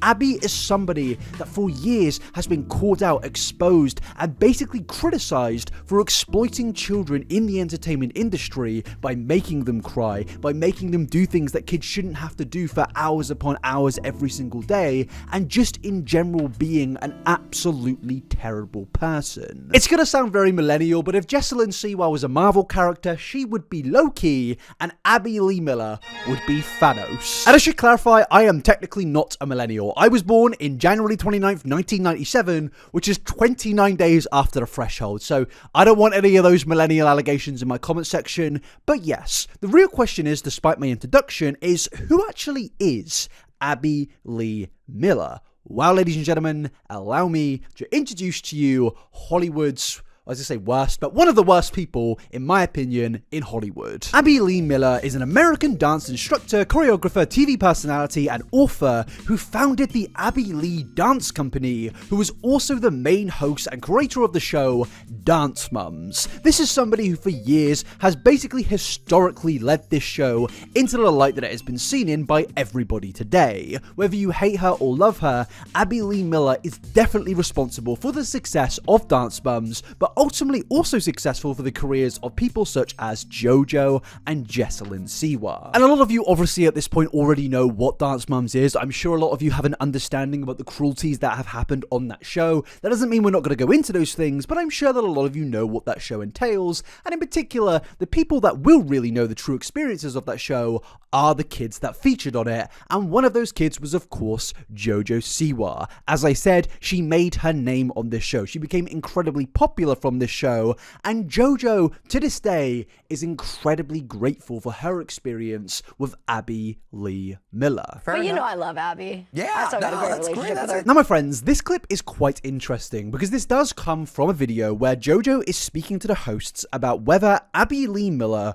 will return in a Dance Moms reunion, because now the show is officially over. And to somebody that doesn't really know anything about Dance Moms, this would be quite confusing. Why would they do a reunion to a show which was created by this person, hosted by this person, pretty much is the mastermind of the show, but not bring that person back to the reunion and only bring back some of the stars? Why would they do that? Especially with Jojo speaking about how much she loves Abby, how much great experiences she's had with Abby, how grateful she is to Abby. Why would Abby then not return to Dance Moms? Well, it's because obviously, as I've been saying, there is a darker, sinister behind-the-scenes history to... Well, I say behind the scenes. It's not exactly hidden about the stuff that went on with Dance Moms. Basically, Abby Lee Miller is an absolutely terrible person, and with everything that we've seen in the XOMG Pop allegations, it can only be further backed by things like Dance Moms, in my opinion, and allow me to get into all of that now. So this is no longer just the history of Jojo Siwa, this is also the history of Jojo Siwa and also Abby Lee Miller, because these two, in my opinion, are becoming two slices of the same pie. It very much seems that Jojo Siwa is Anakin Skywalker and Abby Lee Miller is Palpatine. I don't know why I'm doing these references. Basically, it's time to look into now a bit of Abby Lee Miller's past and look at what Jojo is defending and why she is defending these things. And that takes us back to the good old year of 2014, when Abby Lee Miller was sued by a 13-year-old student for a multitude of horrific things. According to court documents that were first unveiled in 2017, the lawsuit alleged that Abby could often be physically abusive with her students, and the documents alleged that Abby pinched students until they bled and would often get physical in other ways on set. Reminder, this is an individual that Jojo Siwa not only looks up to and appreciates, but also has defended multiple times. Abby is a really good person, even though you see her yelling and screaming at children on TV, perfectly normal thing to do. Like, Abby made 7 stars. I wouldn't be doing this if it wasn't for her. Maddie and Mackenzie Ziegler wouldn't be where they are without Abby. And just to jump ahead in the timeline here, the person that Jojo just referred to, Maddie Ziegler, has said that she is at peace with no longer speaking to Abby Lee Miller ever again. That's not a normal thing to say about somebody who is exactly great. But yes, Jojo has repeatedly defended this person, but it only gets worse. Abby has been accused of getting violent on other occasions by members of Paige Hyland's family. Before Paige's lawsuit, her mother Kelly also sued Abby. At the time, Kelly claimed that the two had a physical altercation which resulted in Abby gnashing her teeth loudly to bite me. Is this like The Walking Dead? What? Kelly also sued the studio Dance Moms for breach of contract, defamation, emotional distress, and negligence. Now, I should add that these lawsuits were ultimately dismissed, but at the same time, they do seem very, very reminiscent of everything that we were speaking about in the previous chapter. The things such as people in the show bleeding, the things of mother having altercations. To me personally, I look at this and I look at the recent allegations, and yes, they're a little bit different, but I can't help see very familiar things here. Both were dance-related shows. To me personally, it's very obvious that the two are basically the same thing. You've got a bunch of children on a show where they're competing to basically get famous, and then you have concerned mothers getting in altercations, but also with things such as in terms of emotional distress. I don't think that these things can be denied whatsoever, especially considering the Dance Moms YouTube channel are still to this day profiting off emotional distress in the last year. The show doesn't even air anymore, as in it's not even made anymore, but it is still posting things like this. The worst ALDC meltdowns flashback compilation. Yes, they've actually uploaded recently a YouTube video of kids crying. If you're telling me that these shows are meant to be there to care about the kids, care about their careers, make them famous for all the right reasons, you're absolutely chatting bollocks. These shows are absolutely, whether it's Jessalyn and Jojo's show or Abby Lee Miller's show, both of these shows, in my opinion, are designed to exploit children, make them upset for drama. These people don't care about making these people famous for the right reasons. They only care about making them famous for all of the wrong reasons. And when you even go and take a look at the description, it doesn't get any better, where it says, watch all the moments revolving around Abby's iconic phrase of save your tears for the pillow. Reminder for a second, this was a show where the main stars were children, and the thing that they're advertising it with is bragging about the kids' emotional distress, but not just that, basically they're telling the kids that they can't be emotionally distressed. These are Abby's own words here, and not just Abby is bragging about it, but the company themselves that back and fund this program are basically bragging about it, with this being a slogan. Do you understand how insane that is? That the advertising slogan for this show was kids being emotionally distressed? That is insane. And now let's go back to that quote that I referenced earlier from Maddie Ziegler in 2022, where she said Dance Moms was sad and toxic, and that she's happy to never speak to Abby Lee Miller again. This isn't a normal thing to say about anybody in any setting. If I said to my friends, oh yeah, I'm happy to never speak to that individual again, usually that would imply that something negative happened between me and that individual. I witnessed something, I had something happen to me, and I no longer want to speak to that person. But then think about this with people in the media. It makes it even more insane, because celebrities, in particular celebrities in Hollywood, have things called media training. Their whole thing is that they don't want to get in drama, they don't want to get in controversy, they don't want to damage potential job opportunities. But Maddie Ziegler still did not care about that and said, no, I don't ever want to speak to this person again, and I am at peace with that. That is how wild this is. Put all the media training out the window, she doesn't care because of her experiences with this person. And based on what we just saw with that video, the description, the lawsuit allegations, ultimately, I'm not really shocked that her former students and stars do not want any association. There is no smoke without fire. I said that at the ending of the last chapter, and I think this entire situation with Abby Lee Miller is pretty reflective of that phrase, because Abby Lee Miller is a smart person. She is a rich person. She has the best lawyers backing her, so obviously lawsuits would be thrown out. Obviously, she wouldn't face real repercussions, but there is no smoke without fire. There are so many allegations and situations out there involving Abby's treatment of these young stars, and obviously, in my opinion, I believe pretty much all of them. But again, reminder, the reason that we're speaking about this is because yes, it is a terrible thing, but also, this is an individual that Jojo still to this day is defending. Ziegler in her interview said, people thought I was being a brat, because in all our interviews I would say, I'm the best, I know I'm going to win, but that's because the producer was telling me to say that. I don't think I'm better than everybody else. I was just doing whatever they told me to do, because I thought that's what you did. They set you up for failure. And that was exactly what was spoken about in the article to do with Jojo's own show. Remember the part where it spoke about the toxic environment and what it did to the children, the mentalities that it created in that show's environment? Well, this, to me personally, sounds exactly the same to that. There were allegations made where producers were saying that it wasn't a good day if a child didn't cry on set. There were allegations about the kids being put up against each other and being made to compete against each other in an extremely toxic manner.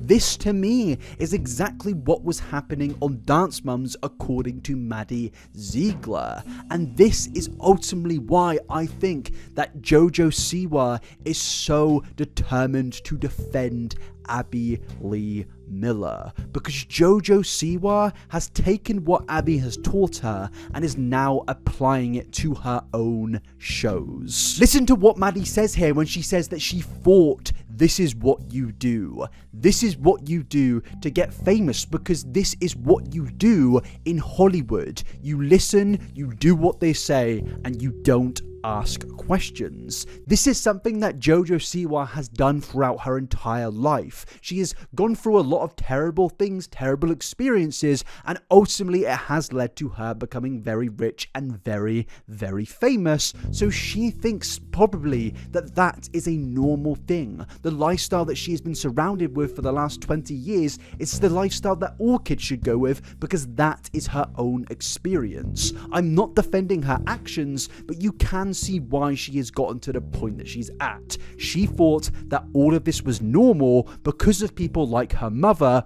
but also Abby Lee Miller. But that doesn't mean the things that she has done are right. That doesn't mean the things that she's been accused of with her show are right, but it does show that this whole entire industry is a cycle. Not everyone will get caught in the cycle, but Jojo, in my opinion, is somebody that has very much been caught in that cycle. But as you get older, as you become a mature adult, I think a lot of people do realize the cycle and understand what is wrong. Jojo is not in a position where she's in an echo chamber, where she doesn't hear people's experiences, where she's hidden away from that. Jojo isn't in a spot where there are no people from Dance Moms speaking up against the people that she used to work with. Jojo hears this stuff all the time, and yet Jojo still defends these things. So that is why I don't really have much sympathy. That's why I'm not going to defend Jojo, because she has heard victims' experiences and she ultimately is doing nothing about it. She is still defending the people that her friends or co-stars have spoken up against, and Jojo is getting worse and worse as the days go by. And I think a lot of people out there kind of fail to understand that you can be a victim of a terrible industry,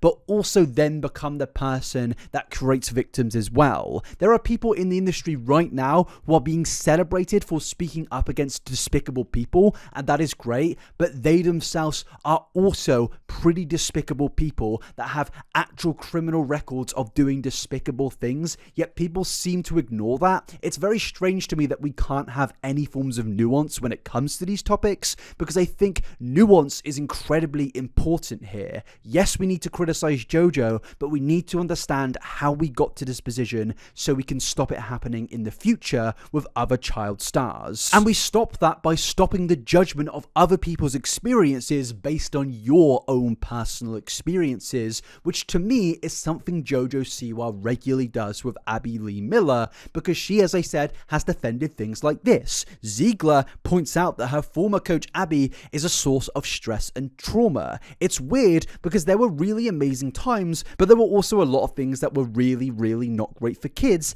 adding that Abby wouldn't allow her dancers to watch their competitors or befriend other dancers. I've had to unlearn a lot of things, Maddie said, adding that she will never watch old episodes of the show again. I mean, this is just sad. This is somebody that is clearly dealing with long-lasting trauma because of Dance Moms. So when I see people defending Abby Lee Miller, I can't help but just think you are most likely a terrible person who is doing the exact same things as Abby Lee Miller, as we have seen with the show with XOMG Pop. But then we move on to a next part in this Maddie Ziegler article where it speaks about a very familiar thing with JoJo's shows, where Maddie points out that her and her family tried to leave the last 3 seasons of the show, but when you're in a contract, it's really hard, and eventually she finally got out. And I think this is very similar to JoJo's show, because obviously there have been the questions of why have more people not speaking up? Why did it take so long for you to speak up? And why did you allow your children to stay on the show for so long? Because contracts are obviously very serious things which can prevent you from doing all of those things, and the main one obviously being NDAs. A lot of contracts will have NDAs in place where it stops you from actually giving your opinion, whether it's negative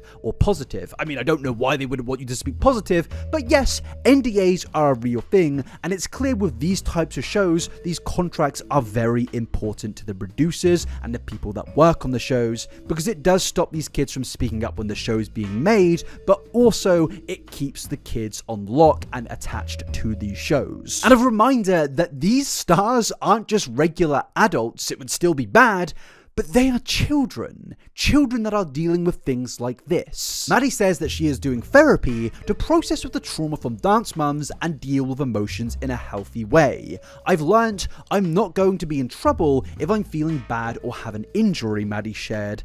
That's the big difference. That's the big difference, that she now thinks that it's okay to take a break, to not do some work, to not dance if she is injured or just not feeling like it. That's what these shows are. It's not entertainment, it is actual child labor in my opinion. These kids in my opinion weren't paid enough in my opinion to compensate for the treatment that they received, but also, just in general, no kid should have to deal with this, but all of the kids on Dance Mums did. But yes, ladies and gentlemen, that was of course Maddie Ziegler's story. It's terrible. It's genuinely such a sad story to read, and I'm just quite devastated to read that this kid has had to deal with trauma for their entire life because of this show that they just thought was a good opportunity for them. They thought, oh, I can get a dance career out of this. But it has just led to long-lasting trauma where they're having to unlearn certain behavioral patterns which no kid or no person should have to deal with. But a key thing to note here is Maddie Ziegler is a very famous individual. She is somebody that is very, very popular, not quite as popular as Jojo, but definitely a famous person,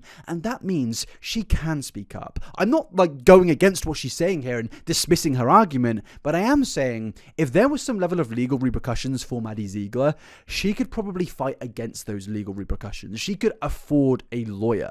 But let's just speak about the individuals from Dance Mums and other shows like Dance Mums and Jojo's own show who aren't famous, who didn't get popular, they didn't win the lottery. They are people who probably don't have that much money, people who can't afford to speak up against lawyers in a court battle. And I think that there are probably, because of that, a lot of other stories out there from Dance Mums.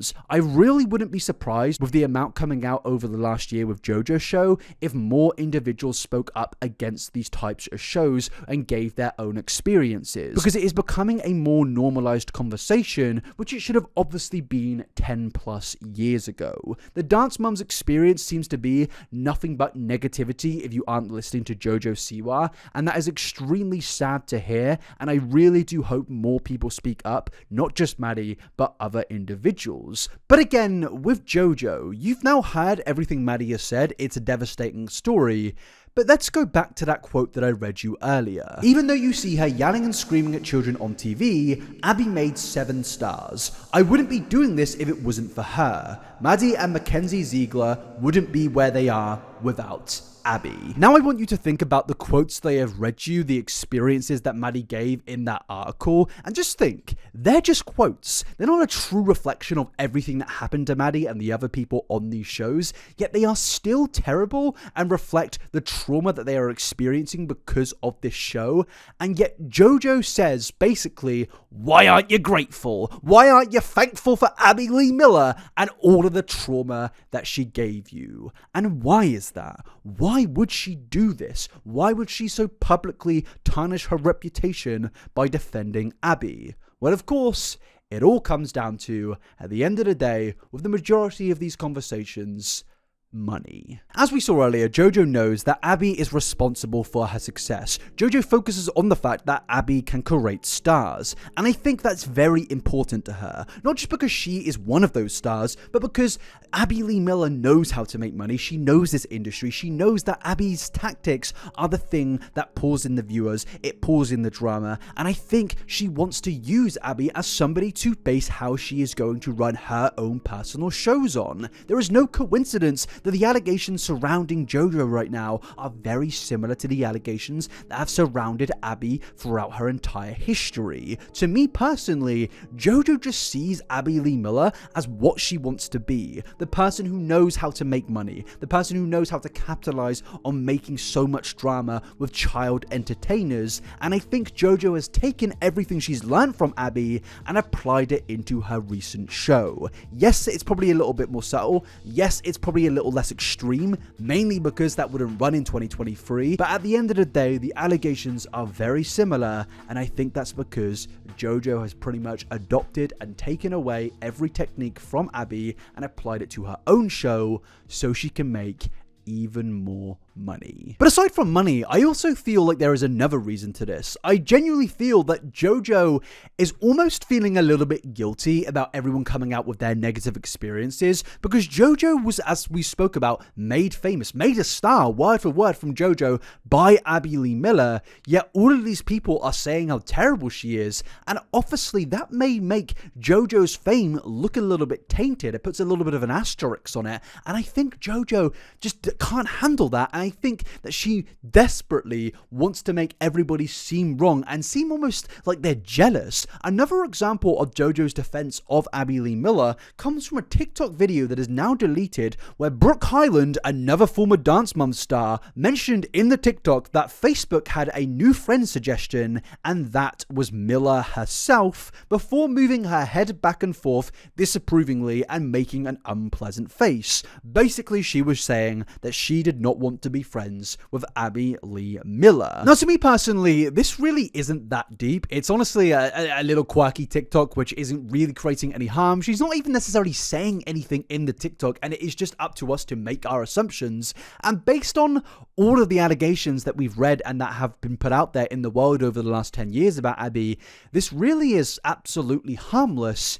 yet Jojo couldn't even take that. Siwa quickly came to her former dance teacher's defense by expressing her disapproval of the sentiment. She commented saying, "It's one thing to not just add her back, but it's another to post." According to Us Weekly, Siwa truly believes Miller is a good person, despite what we have seen on Dance Moms. And yeah, a lot of people saw this and started to think to themselves, yeah, you're doing a little bit too much here. Abby herself wasn't even saying anything, and yet you felt the need to speak up against this? Why? But it still doesn't end there, because another Dance Moms person, Christy, was asked in a Q&A if she's still in contact with not Abby Lee Miller, no, just another person that worked on the show, the dance choreographer Gina Martello, and Christy said no, Gianna is not nice. I know, this isn't really the worst thing, honestly, it's not even bad, it's just somebody giving their personal opinion, and yet, the Siwa I can't even say that word for monetization reasons, but Jojo Siwa could not take that. You can't attack or discredit Dance Moms. No, you can't do that. Who do you think you are?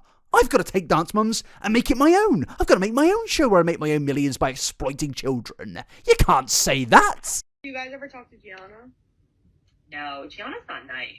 I never like to comment on things or get involved in things that don't involve me, but this, I just have to say, this just came up on my For You page, and that is absolutely the most disgusting and ignorant thing that I have heard anybody say. Really? That's the most disgusting and ignorant thing you've ever heard? I mean, I feel like that's a good kind of example of Jojo Siwa. This explains why she is how she is, because if that's the most disgusting and ignorant thing you've ever heard, then you've clearly not been in the real world. But obviously, she's overreacting here. She's going a little bit over the top. And why is she doing that? Well, I'm getting ahead of myself. Let's play the full TikTok, because it's just terrible. First of all, Gia is one of the sweetest people in the whole world. And second of all, she worked so hard every single week for so many people, including Chloe. She had one of the most stressful jobs on the show. She was in charge of choreographing every single number. Now, yes, of course, everyone has their moments and everyone isn't nice 24/7, including you, Christy. But the thing is you don't need to say that somebody is not a nice person. You just did that. You just did that in that exact same clip. Now, she's probably going to say, oh, well, I didn't say necessarily not a nice person. I just said she isn't nice at times, I guess. But you're still coming on a public platform and saying these things about this individual, which you are entitled to do that, yet you're somebody else for doing the exact same thing. To me personally, it's very hypocritical. But once again, this is another example of Jojo Siwa taking somebody's negative experience and trying to dismantle it by saying, oh, well, I've had a lovely experience with them. I mean, that's great. But I'm sure there are cases out there of bullies, punching somebody in the face, but then going over to their friend and saying, oh, I hope you have a nice day. Just because they said, I hope you have a nice day, had a nice comment to their friend, doesn't mean that they didn't punch somebody else in the face. Just because somebody does something nice doesn't necessarily dismantle or negate all of the bad things that they have done. And I think Jojo Siwa really, really needs to understand that, because it does seem that in every single case of where Jojo Siwa defends somebody, it's always, oh, I've had a nice experience with them, therefore they're not a bad person. I'm sorry, but that's not how it works. I have, befriended YouTubers in the past that turned out to be terrible people, and just because I had a positive experience with them doesn't mean that they're not a piece of shit. I'm sure you're a very nice person, even though the experience that I've had with you, you were not nice to me. You actually made a very rude comment to me, but it may have just been a moment. You don't need to say that people are not nice people. I would never say that you're not a nice person just because our moment you were rude to me. It's just not what you do. And now that final part of the clip there really does just say it all to me. Jojo clearly doesn't think that you should speak up if you've had a negative experience with somebody. Now, obviously, you can talk things out in private, but just because you've done that, or just because, there's like some moral code of ethics of not saying or airing your dirty laundry, I think everybody has the right to speak. Even if it's annoying, you can then go and speak your own piece. You can then go and say, well, this is a lie, this is not true, you were a bad person. You are entitled to do that, and Jojo, you're doing that exact same thing in this TikTok right here. It's perfectly fine to do, but why do you find the need to tell others that they can't do it? Well, we know why. Jojo obviously wants to protect dance mums and this type of genre of content. And we now have the 3 reasons to why she does that. Because number 1, she was made very, very famous from this show. She got very rich from this show,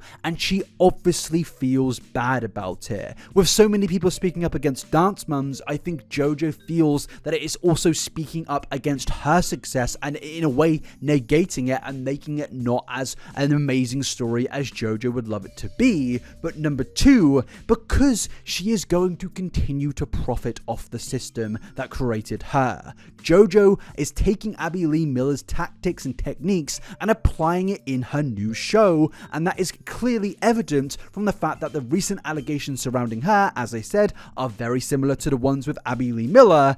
And number 3, she needs these connections. She needs the people from Dance Mums. She needs the people that can help her create these shows, because if she doesn't have them, it will be much more difficult. And the whole connection part, to me personally, is very important because it does really reflect on who Jojo Siwa is as a person, because Jojo does have a very key history of maintaining a lot of connections with people who have pretty much been ostracized by the social media, I guess, clique, society, I don't know, thing, whatever you want to call it.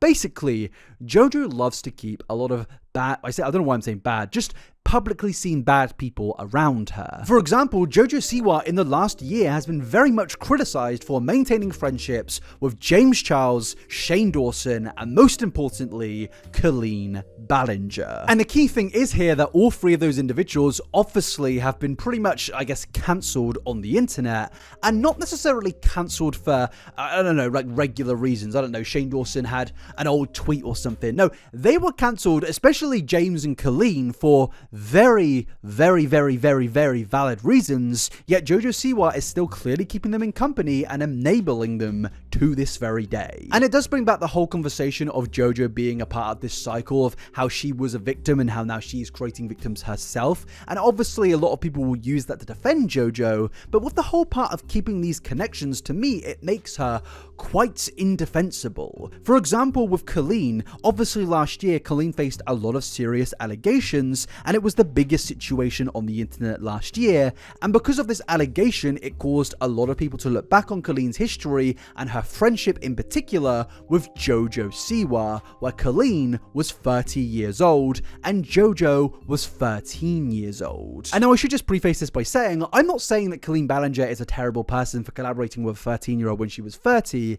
Yes, I feel like you probably should make content with people your own age, or, ultimately not a 13-year-old child, but it doesn't necessarily necessarily mean that you are a terrible, creepy person. It means that you saw somebody who was very famous at a young age and you wanted to capitalize on that. And that is something that happens in this industry quite a lot. You see a lot of older people working with a lot of younger people, and I think on a set where you've got parents nearby, guardians, I think that is okay.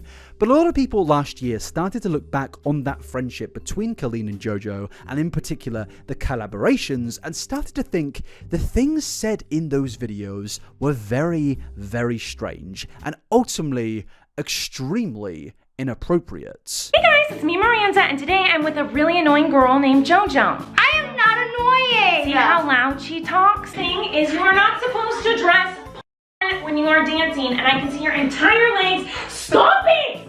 You're like 5 years old! Also, I'm just now realizing your shirt says milk all over it. Do not like You drink milk? Yes. You know that comes from a private part? Do you know that you drank milk when you were a kid? No, I did not. Well, you never And my mom tried to make me drink that, and I would be like, get away, pervert. I'm not drinking that out of your private. Whoa! The first position, second position, third position, split. Whoa! Did you hurt your dookie? What's a tukey?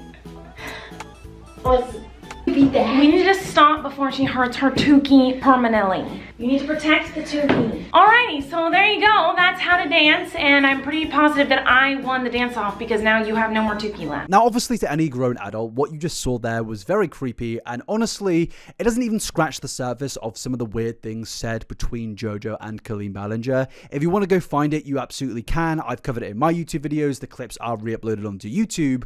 But yes, that is very creepy behavior. That is very inappropriate behavior, and it does kind of just show that Jojo from a very young age was in an environment where she probably shouldn't have been in. I don't think that a child should be experiencing these types of jokes with a 30-year-old content creator. I think that's very, very strange, but then take into the context all the allegations surrounding Colleen Ballinger, and you would think to yourself, surely Jojo Siwa from her own experience would see that her friendship with Colleen Ballinger was very inappropriate, and surely she doesn't necessarily have to speak up against Colleen, but at least she wouldn't, defend Colleen. Well, that's exactly what she did. In 2023, Jojo Siwa was called out for her actual defense of Colleen Ballinger. Not like she was saying something like, oh, I don't want to comment on this sort of thing, or, oh no, I don't want to speak on that past friendship. No, she actually went onto a recorded podcast and defended Colleen Ballinger. Reminder,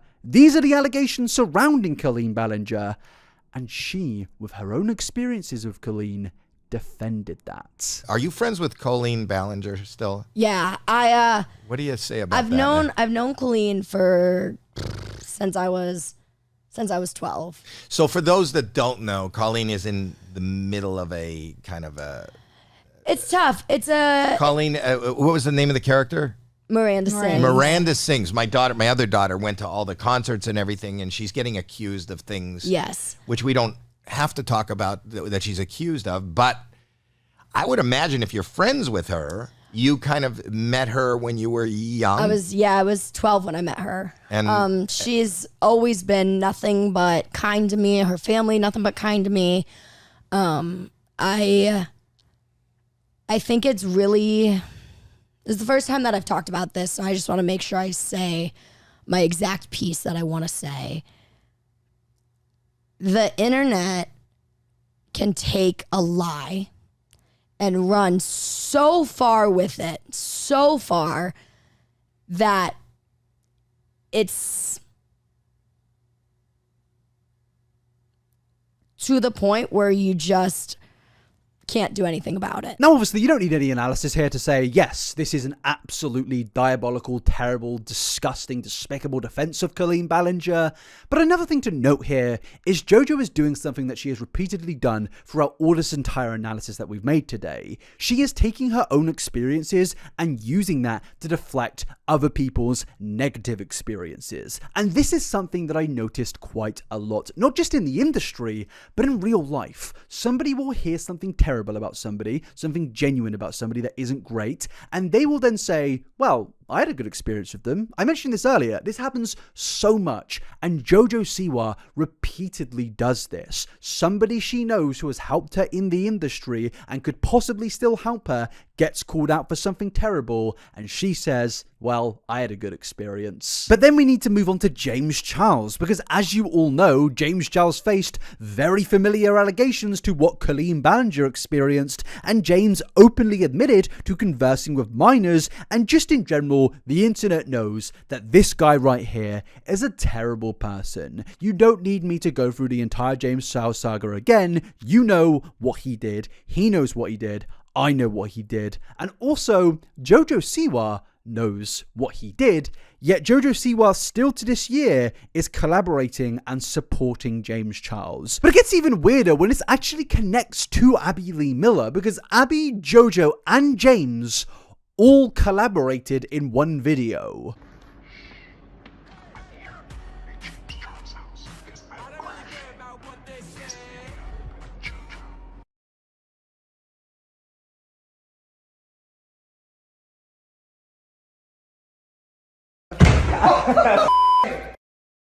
Jojo, have you learned nothing?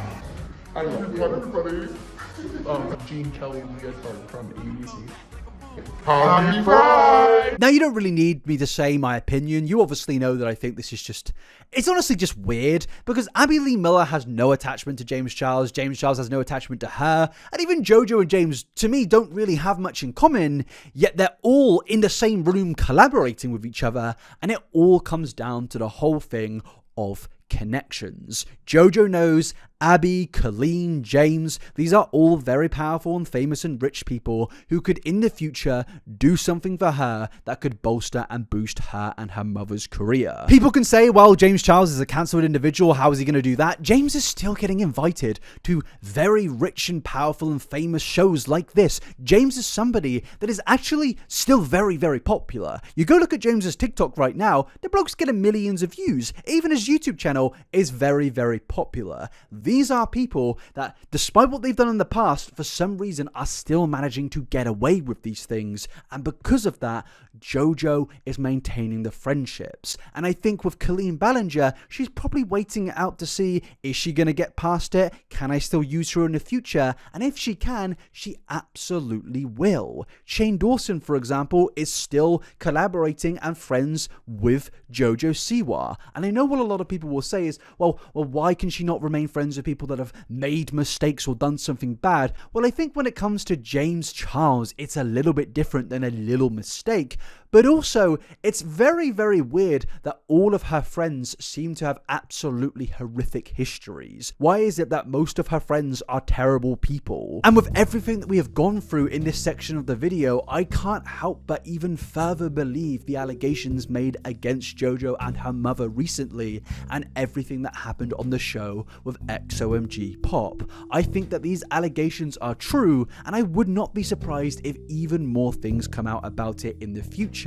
These shows, whether it's JoJo's, Dance Moms, or other shows like it, are all absolutely terrible, and it's no shock to me that these terrible shows are always connected to terrible people. And with that, we now need to go back into the allegations and take a look at some of the further comments that Leah and her mother made about JoJo, about her mother, and about their experience on the show.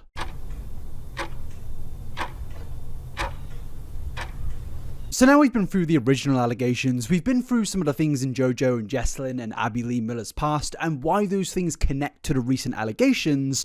I think it's very important that we actually get into the aftermath of everything that came after the recent allegations involving Jojo and her dance competition show. Because when this situation exploded in February 2024, everybody was talking. People were making videos, more articles were being made, and just in general, everybody around the world was shocked at the severity of these allegations surrounding Jojo and her mother. And I think a lot of people out there were mainly shocked because everybody in the world kind of saw Jojo Siwa as a bit of a product of this industry. It's something I've spoke about in this video, that the whole industry is a big cycle and Jojo has been a part of that cycle. She is somebody that has grew up in this industry and become a part of it. And I guess because of that, we believe Jojo, as somebody who has been a part of that whole industry, would strive to change it, would strive to make it better, as she has seen what it has done to her co-stars and possibly even done to her. The negative cycle consistently repeats, and you would think that Jojo would want to change that, considering how long she has been in this industry. But as we now know, it was the complete opposite of that, and because of that, so many people over the last few months of this situation exploding have been speaking about everything to do with this situation, and that also includes Leah and her mother, as they, over the last few months between February of 2024 and April of 2024, have been getting on Instagram live streams to go even further in depth about this situation, explaining things to do with contracts, dodgy deals, not being paid, contract breaches, possible lawsuits. So much was discussed in these live streams, and we're going to get through all of it right now. And ladies and gentlemen, the good thing about a live stream is that you can speak in streams. You can go into the comment section and say things, and you will usually get a response from the person who is streaming. And with this, it did lead to a lot of obvious questions being answered. One of the main questions being, why did the mothers put up with this so long? Why did they witness everything that they saw and do nothing about it? Well, Leah and her mother had plenty of answers for that. The thing is, we were just very, nervous about Leah being let go because of her disability and because she'd been in the hospital in LA. She'd had a lot of issues that fall and winter before the surgery, and so we were very nervous about her getting fired for that reason. And so we just did whatever they asked. Now, my friends, of course, this is absolutely horrific. And of course, it's very obvious to say that nobody should be forced into doing things out of fear of being fired due to their disability. But a sad reality is that this seems to be a bit of a consistent pattern throughout this industry. A lot of people, mainly child stars, will do ridiculous working hours to the point of where they are getting trauma, they are mentally damaged because they are worried about being fired and losing this opportunity. And as we have discussed with Leah, she is somebody that deals with a disability that affects her life on a day-to-day basis, and opportunities like this do not come around often, so obviously she had to take it and try to make the best of it. And the thing is Jojo and Jessalyn obviously knew this. It wasn't a hidden fact that Leah has a disability. It wasn't a hidden fact, mainly because we know these things in the article itself of where Leah was bleeding from her belly button and she was still told to carry on working. And that is obviously because, in my opinion, the executives at the top, Jojo Siwa, Jessalyn Siwa, only care about one particular thing: money. They just want as much money as possible. And if that means putting kids through trauma, through terrible situations, terrible environments, toxic environments, they will absolutely do that. And I think that fact is only really backed by the fact that Leah and her mother were barely compensated for the amount of work and hours that they put into this XOMG dance competition show. Because after this, Leah and her mother go on to say that they made pretty much zero money from merchandise, even though the merchandise included Leah's face and was still being used after Leah was fired from the show, and that is obviously absolutely wild. Did you receive money for having your face on things? Not $1. Never, to this day, not $1.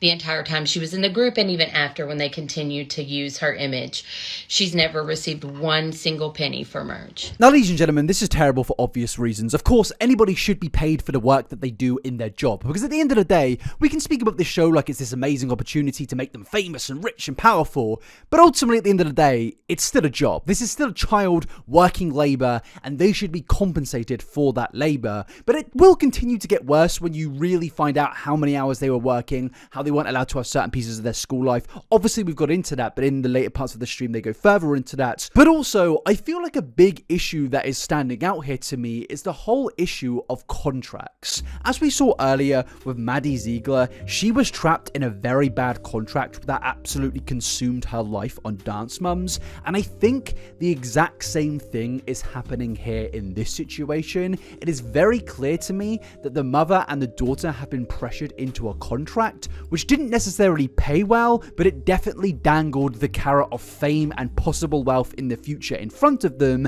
therefore meaning that they wouldn't get paid at the time during the show, but ultimately would be hoping to get paid eventually. And this was basically mentioned in the original article that we went through of, yes, the carrot of fame being dangled in front of them, and that being a massive incentive. And of course, that would usually be fine if you were being paid a good amount, but the fact of the matter is Leah was working ridiculous hours on this show, absolutely wild hours for a child to be working, and I'm just going to allow them to speak about this now. And honestly, I'm quite surprised by this. I know we've gone through the amount of hours that have been put into these shows, but you would think in 2023, Jojo and Jessalyn would have seen the backlash with Dance Mums and maybe thought to themselves, maybe we should, turn things down by a notch. But no, they didn't do that. They basically just repeated the exact same process with the Dance Mums hours of work. How many hours did you typically work? There would be some weeks they would work 40 to 60 hours, but then there would be some weeks when you were just languishing in LA and they wouldn't let us go home and we weren't really doing anything. But then a lot of times on our day off, they were like, you need to go make YouTube videos. You need to go make TikTok videos. You need to go take photos in this merch. So we were only allowed to wear our merch. Like, even, I think I said this in my other live, but we only wore our merch. So, like, I only owned bottoms because all we wore were the t-shirts. And then, so, like, even whenever you weren't working, you still had to only wear the merch. So ladies and gentlemen, let me get this straight for a second, and this is going to sound a little bit brutal, but ultimately it is the truth based on previous experiences that we've gone through today. These children are working 40 to 60 hour weeks. They're receiving consistent amounts of mental trauma which will most likely be with them for a very long time, i.e. Maddie Ziegler's case, which I think is repeating right here, and they're also barely being compensated for this. What is this? I mean, to me personally, when I'm listening to them and taking in what they're saying, I can only hear this and think this is direct exploitation. And people can go ahead and say, oh, well, they knew what they were getting into, i.e. Jojo Siwa, who said this about people speaking about their trauma on Dance Mums. But let's be real here. This was a rare opportunity presented to these children where they were given the dangle of the carrot in front of them, which said, you can become like me, a multi-millionaire, you can get famous, and all you have to do is sign the contract. Get on the show and you can possibly be like me and live your wildest dreams. That's what these shows are. At the end of the day, they are selling you a facade, a false dream. They're telling you you can be the next Jojo Siwa, but ultimately all you are is someone making money for Jojo Siwa. This is just how the industry works, in particular the child entertainment industry. Promise them everything and take everything away from them. Everything, including their childhood. Because after this, Leah starts to go into more detail about the amount of schooling that she received over the years whilst working on this show, and it is just as bad as what was said in the article, but it actually seems somehow even worse in this stream. California labor law says that if a child is on set for over 3 hours, they have to have 3 hours of school. Mm-hmm. There's a lot of things that go into that, like different ages can work longer, different ages can have school later than others, blah, blah, blah. But what it boils down to, if you even work 3 hours in 1 minute, you have to have 3 hours of school, I think before 4 o'clock maybe. Yeah. And it was not followed. And that was not followed. And whether the school teacher reported it, that it was, Leah and my log literally, like so I do an online public school. Well, it's like a private public, or I don't even know what I'm saying. A private online school, so it keeps record of everything that I do. And it literally, like, has receipts of how much school that you do. Yeah, it tells you what class you're in. It tells you what, how many minutes you spent in each class, to the day, to the minute, to the 10th of a second. And it basically said that we only did, like, 3 days, right? Not even. But, like, in it's so I have that report for every month that comes directly from the computer. I don't have anything to do with it. Leah doesn't have anything to do with it. It's computer generated from her program. So if the Siwa's records don't match the Acellus records, then they're lying, because Acellus doesn't lie. Exactly. We have time-stamped photos that show, we have calendars, we have messages. So, you know, we have the receipts. That's why the reporter was able to report on that, because she was given all of that. Now, my friends, I understand a lot of you probably don't like school, or probably didn't like school. I don't know how old you all are, but I assume we've all been or are going to school currently.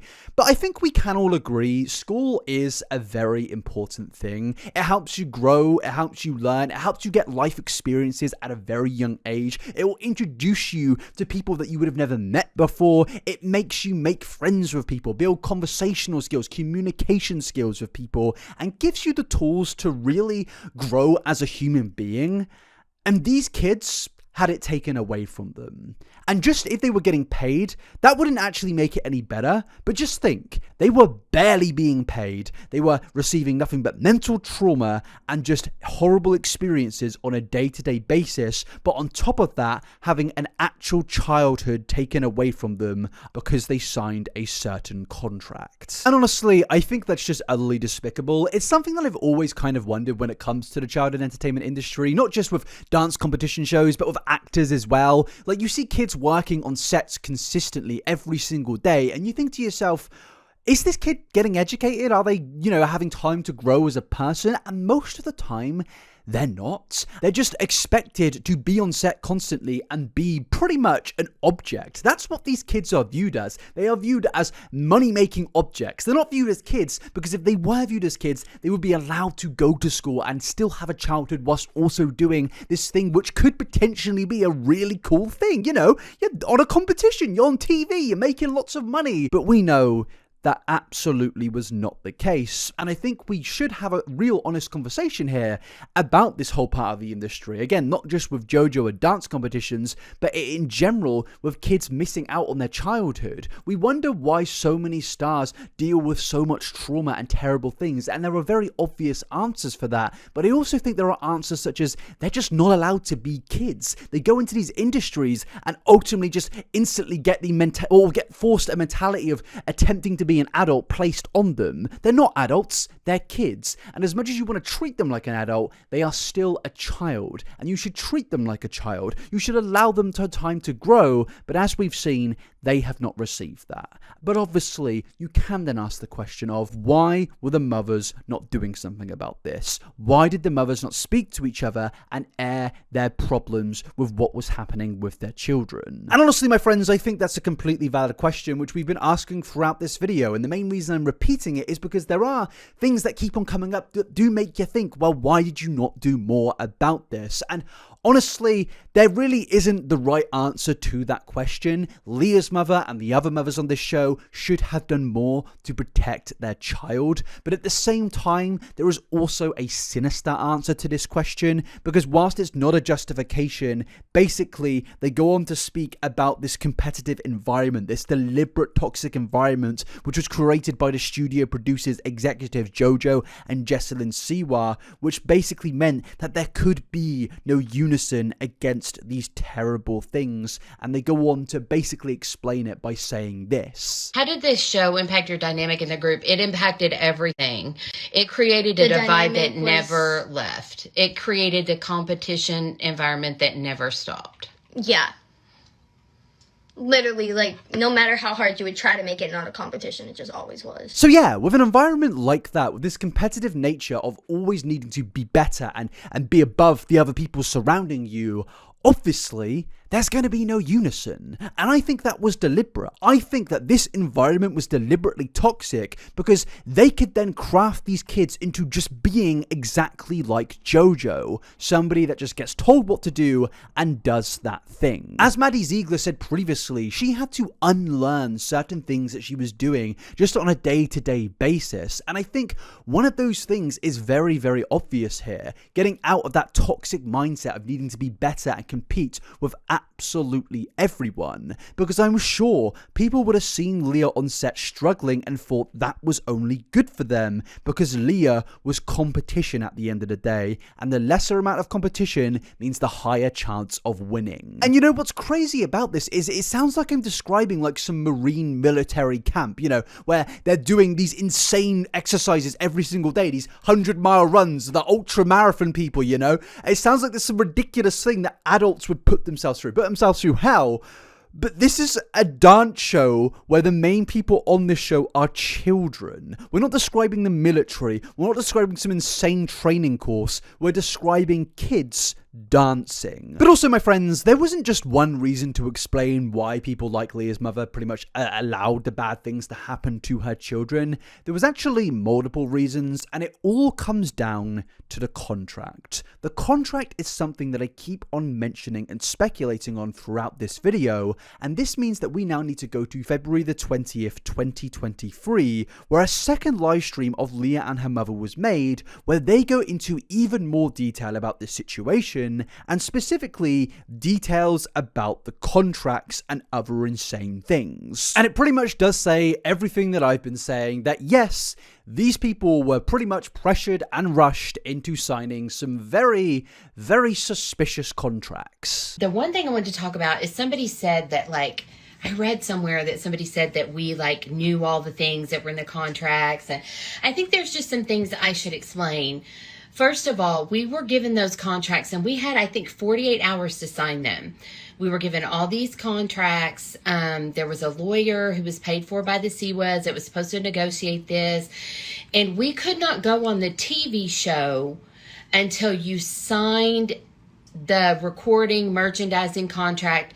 In anticipation, if you made the group, you would already be under these contracts. So, like, imagine we're not blindsided, but like we kind of don't know what we're getting into, but then we all have to already sign the contracts for and we had to be rushed. Thank you, Olivia, for the badge. And we had to be rushed because if we wanted to go, if, you know, Leah wanted to do the TV show, then we had to sign these. Now, my friends, I feel like this is a very deliberate tactic, which honestly I have had placed on myself in the past. I've had companies be like, we need this contract signed by then. And it's like, why? Let me go over this contract and read it at my own leisure. When I'm working with a company and they say, just read it. Take your time. That's absolutely fine. Obviously, there may be a deadline in like a month, but if you give me like a week to read this thing, I think that's fair. But when you are being rushed into a contract, to me, it's always suspicious. To me, it's always putting pressure on you to sign that contract, because you're probably thinking to yourself, well, I haven't got time to really go through all the details and understand all the legal language, but I want the money because I need the money and I need this opportunity. So yeah, I'm just going to go and sign it. And I think that's basically what happened with a lot of the parents on this show. Is it a bit irresponsible? Well, yeah, but at the end of the day, as we've heard throughout this whole story,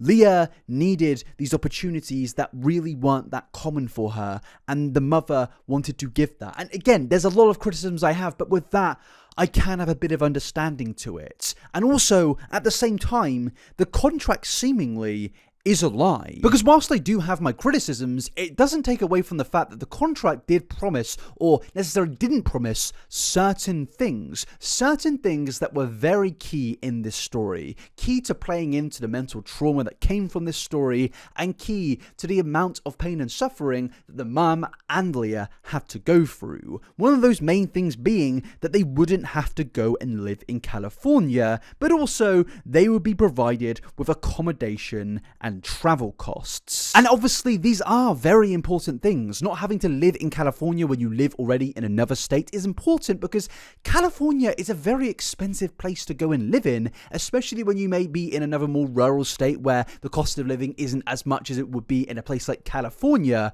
But also with expenses, yes, traveling, staying in places, hotels, living costs, these are very expensive things, and it is important that it gets paid for by these millionaire companies. But it turns out none of that happened. In our contracts, it does say, and I am going to post, when I find this section, I am going to post it. Our contracts never required us to relocate to California. Nowhere that we signed said that we had, if we made the group, we had to relocate. Exactly. The contracts also said that while we were working, and let me make sure that I say this correctly, that while we were working, that travel and accommodations would be provided, which means all the travel, the housing, also our transportation. That is in the contracts. It says while we are working. It doesn't say you're gonna go to California and spend a year there without going home. Yeah, it doesn't say you're required to relocate. It doesn't say that we're required to pay for our own housing. It says that while we're working, and that means, I took that to mean anything, that those things would be provided. So when we first began, Jess told us when we were first going out to LA to do the first Candy Hearts thing, it was in September, right after we finished filming in August. And I had put Leah in school. Leah was in her performing arts high school. We were under the impression that we would just be traveling back and forth. We would go for a few weeks, work, and she would come home. And we would go to California and then keep asking. There would never be a return date. So we would go there without knowing when we were going to come home. How long do you think was like the longest that we stayed out there for? Oh gosh, 6-7 months. I think 7-8 months. And so when we going to Carrie and Bella and Leah and I were going into a hotel for the first trip, and then Jess comes back and says, well, if I do that, it's recoupable for the group. So then Tracy and Tim kindly, because they have a really big house, a nice house, kindly offered for us to come stay with them temporarily, just because we thought it was going to be a back and forth thing. And that way if we're staying for a week, it's fine to 2 weeks. Bunk up at Kinley's house, stay for a week, go home, Yeah. And we were doing that because the group was beginning, and we're like, let's be team players. Let's don't cost a group a lot of money right from the beginning. Everybody was chipping in at that time. Cece in Brooklyn didn't live there. I believe they were staying with Kristen in Dallas. So everybody was kind of like chipping in our way. We're like, let's help the group not have to put this extra money into hotels and all that. And that's where the whole sleeping on the air mattress in Kinley's dance room came from. I ordered an air mattress and some sheets and had on Amazon to Tracy's house. And then downstairs she had an extra living room with a fold-out couch, and that's where Bella and her mom stayed, and they used the downstairs bathroom, and they kindly gave Leah and I run of Kinley and her brother's bathroom, and then their whole family, the 4 of them, was sharing one bathroom. Reminder, everybody, Jojo Siwa has a net worth of $1 million, and the company that streamed this show, that aired this show that Jojo created, have a net worth of $32 billion.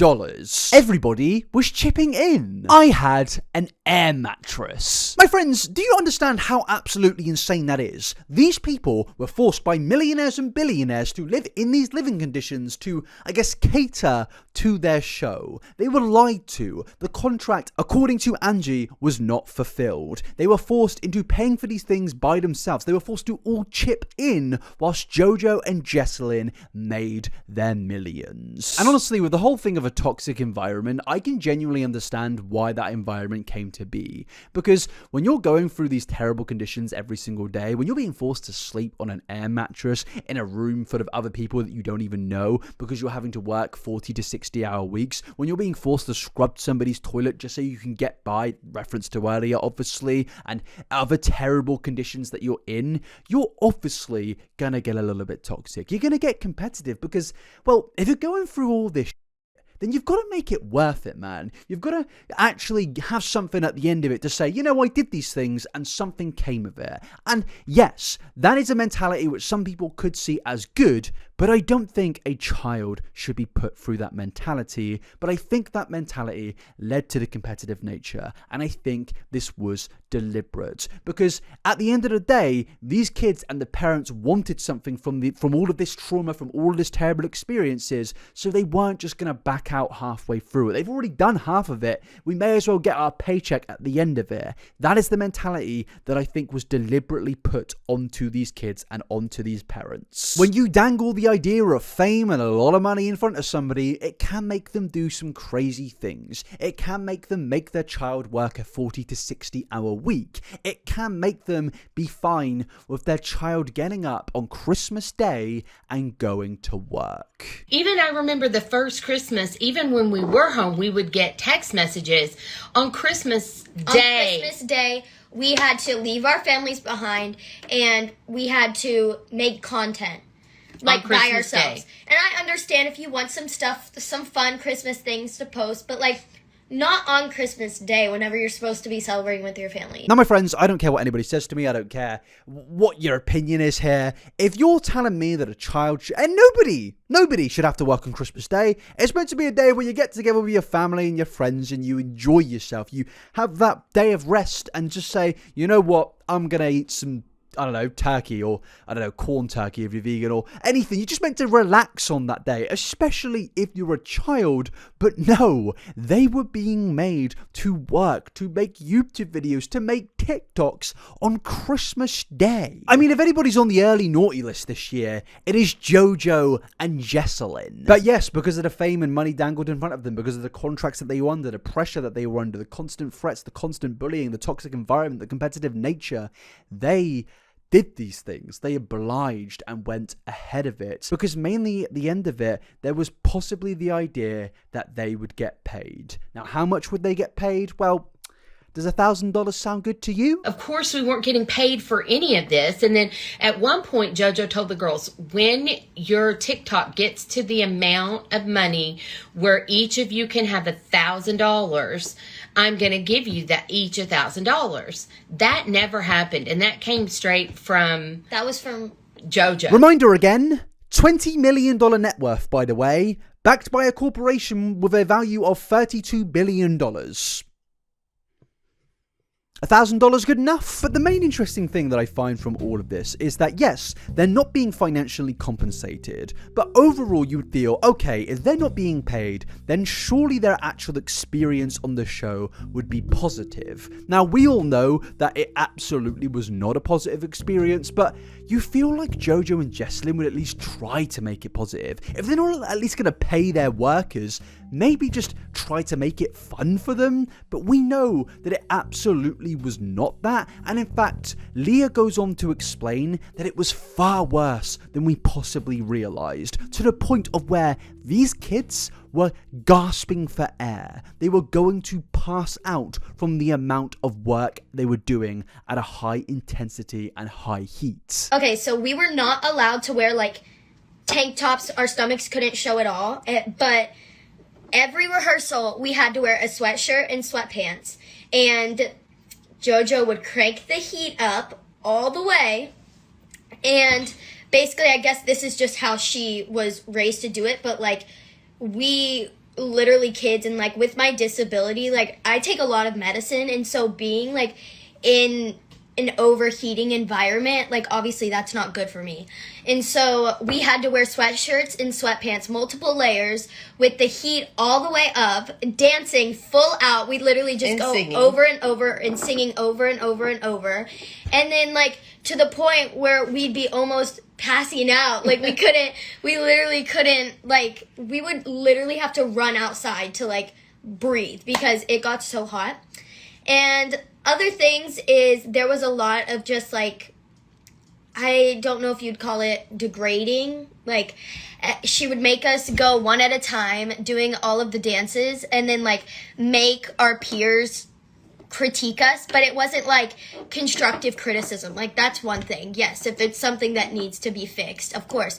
But it was just mean things that were being said and she was making people say about each other and then always just pitting us against each other. Now with the article we read at the beginning of this video, you think, wow, that's absolutely terrible. But the more you hear, the more words spoken, you really understand the extent of how horrific the experience was on this show. And as we said earlier, there is no smoke without fire. There is no coincidences here. Things are being repeated from previous people's experiences. It is no coincidence that people come off these shows that JoJo has association with feeling terrible and having traumatic experience. Let me get this straight for a second. These kids were barely being paid, they were being physically exploited, emotionally exploited, and they were also being bullied in a toxic environment. And yet JoJo is still to this day consistently painted as this amazing individual. Oh my god, JoJo's released a new music video, JoJo's done this. I don't care about that. Jojo Siwa, for me now, is a terrible person. Anybody that can consistently do these things, enable these things, put these things into practice is outright terrible regardless of their age. And you would think in terms of age, Jessalyn Siwa may possibly be a little bit better than Jojo. You know, she's got more life experience. But no, Jessalyn Siwa is basically the mastermind behind all of this. When we got off stage, what Jess said to us. I don't remember. Yes, you do. About you guys. Oh, she said you guys effing suck? Yeah. Yeah, she said they effing sucked. And then She said, you guys owe me $500,000. No, $200,000. Oh. No, $200,000. $200,000, something along those lines, because she thought that we didn't do good in our rehearsal, and so she was degrading us, saying, you owe me this money for this performance, and like obviously we didn't, but like and then, you know, the little girl that we mentioned earlier that was having issues with breathing, she'd been to the doctor, she'd had breathing treatments, she was really struggling to breathe. The Minnesota air is hard, I guess, if you have like lung issues. It was so cold, and she'd been to the doctor already, and they were threatening to kick her out of the performance. She was screaming and crying into her mic. People were all so around. Bad. There were so many people screaming, crying, and they're just like, we're not going to do it with her. And we were like, mind you, all of us. The moms are like, please, Jess, please talk to JoJo, because JoJo was the one not wanting to let her do it. JoJo was the one that was trying to just kick her out of the whole group. And we were like, Jess, please, you know, just please talk to her. Because the moms, we didn't want to lose another girl. We cared about her, and we knew she was struggling. And, you know, I thought, oh gosh, well, Leah's next because she's over there puking, but she's trying her hardest. You know, all the dads were there. The dads were flipping out because they'd never seen their girls be treated like that before. And we're telling them to shut up. Now, I keep on saying this, but this is it's just insane for all of the obvious reasons, but also for the reason that this was allowed to continue for so long. And I can't help but see all of this and think that this show is just a regen of Dance Mums. But instead of Abby Lee Miller, she's been split into two individuals, Jojo and Jessalyn Siwa. They have taken her role and some of her actions, and they have used that themselves. The things being described in this is literally public information that happens on Dance Mums. This is the environment that Jojo grew up in, the environment that Jojo enables to this day and Jessalyn put onto her. And it once again says to me that they took everything from Dance Mums and have put it into their own show to make them as much money as possible. I honestly believe that the idea of this show, the premise of it, was created by the fact that Dance Mums was no longer on television, meaning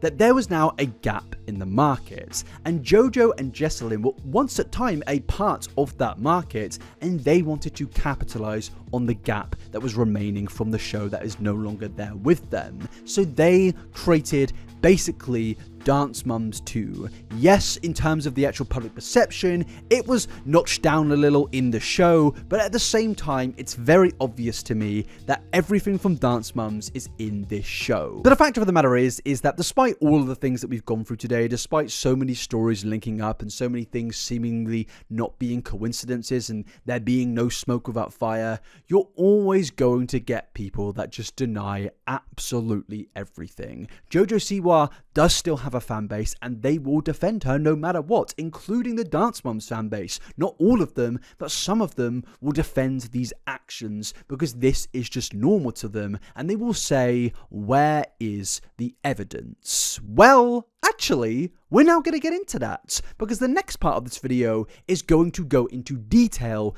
about the contract that was signed when these kids went onto this show hosted by Jojo. Because yes, Angie, the mother of Leah, actually posted some receipts of the contracts and went into detail about them on her Instagram page, but also on live stream, and it's time we get into it.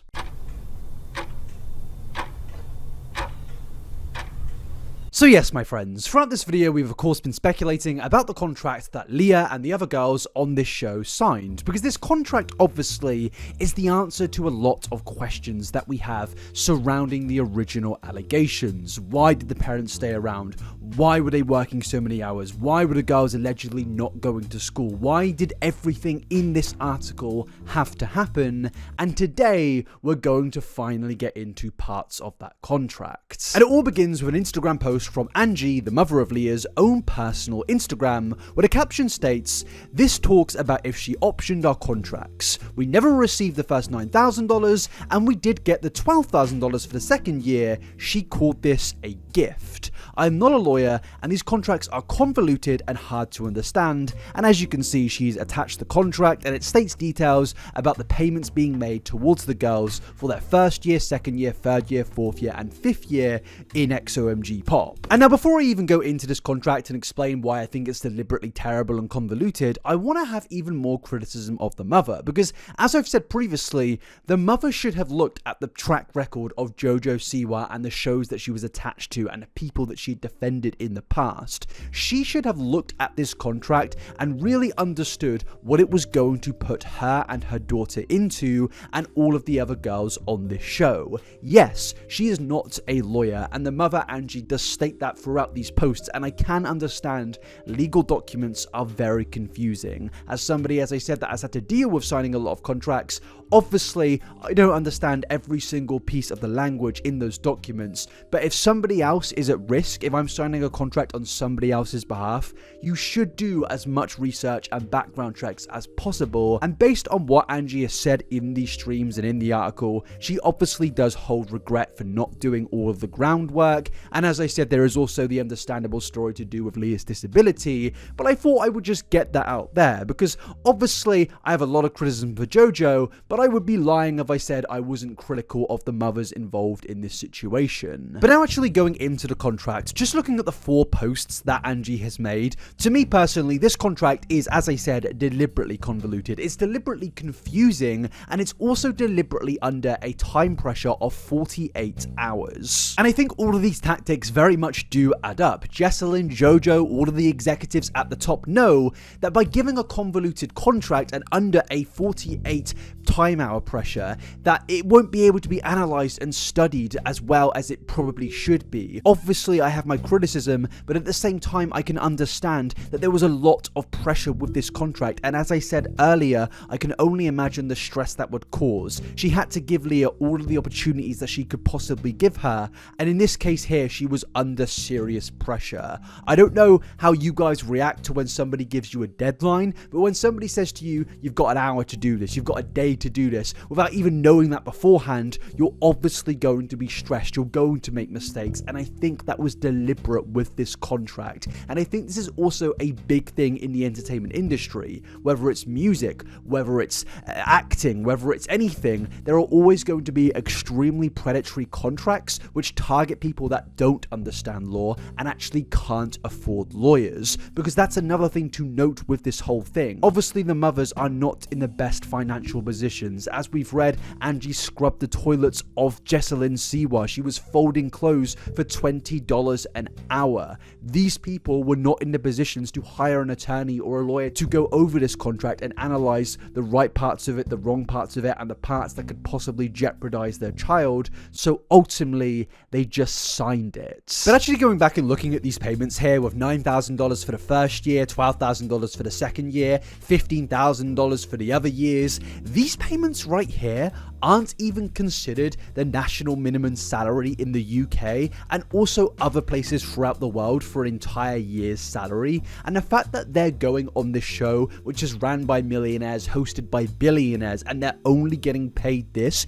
is just absolutely wild to me. Now, yes, there are other examples of where they will be paid in other certain ways, but we will now go on to find out that, well, they weren't paid in those ways because there seemingly was a lot of alleged contract breaches. Because the next part posted about the contract is where Angie shows parts to do with merchandise and how the girls were supposed to get advances. And by advances, this basically means payments for the merchandise. The merch that the fans of XOMG Pop could go onto the website, order a fraction of that, or at least a bursary made from that amount of money coming in would be given to the girls on XOMG Pop. Now, I don't know if this is necessarily them taking a percentage, but ultimately they would be taking some level of money from these sales, as they absolutely should. These kids are the stars of the show. Their face is on the merchandise. Without these kids, there is no XOMG Pop, there is no Siwa's Dance Revolution, and because of that, obviously, I think the kids should be paid. But you already now know what I'm going to say. Obviously, Leah saw pretty much none of that money. In Angie's caption, she says, "This shows where the girls were supposed to get merch advances. I cannot speak for the girls currently in the group, but to my knowledge, no one has ever received $1 for merch. No advance, no payments. Leah has never received any money from the merch," which is obviously terrible. Given the experiences of these girls on the show, as I said earlier, you would think that Jojo would at least want to compensate them, you know, for the trauma, the terrible experiences, for the mentalities being put on them which could possibly stay with them for the rest of their life. Surely Jojo would say, well, you know, if you're dealing with all that stuff and you're making me a millionaire out of it, maybe, just maybe, I should give you a couple $1,000s. And as you can see here, it does say that they will pay in advances to the artist, Leah, but of course, Angie claims they have received nothing. And because of this, obviously, people will start to point out, well, given what it says in the contract, this is naturally a contract breach, which ultimately can mean, I don't know why I keep saying ultimately, by the way, it's just something that keeps on happening, I can't stop myself, but ultimately,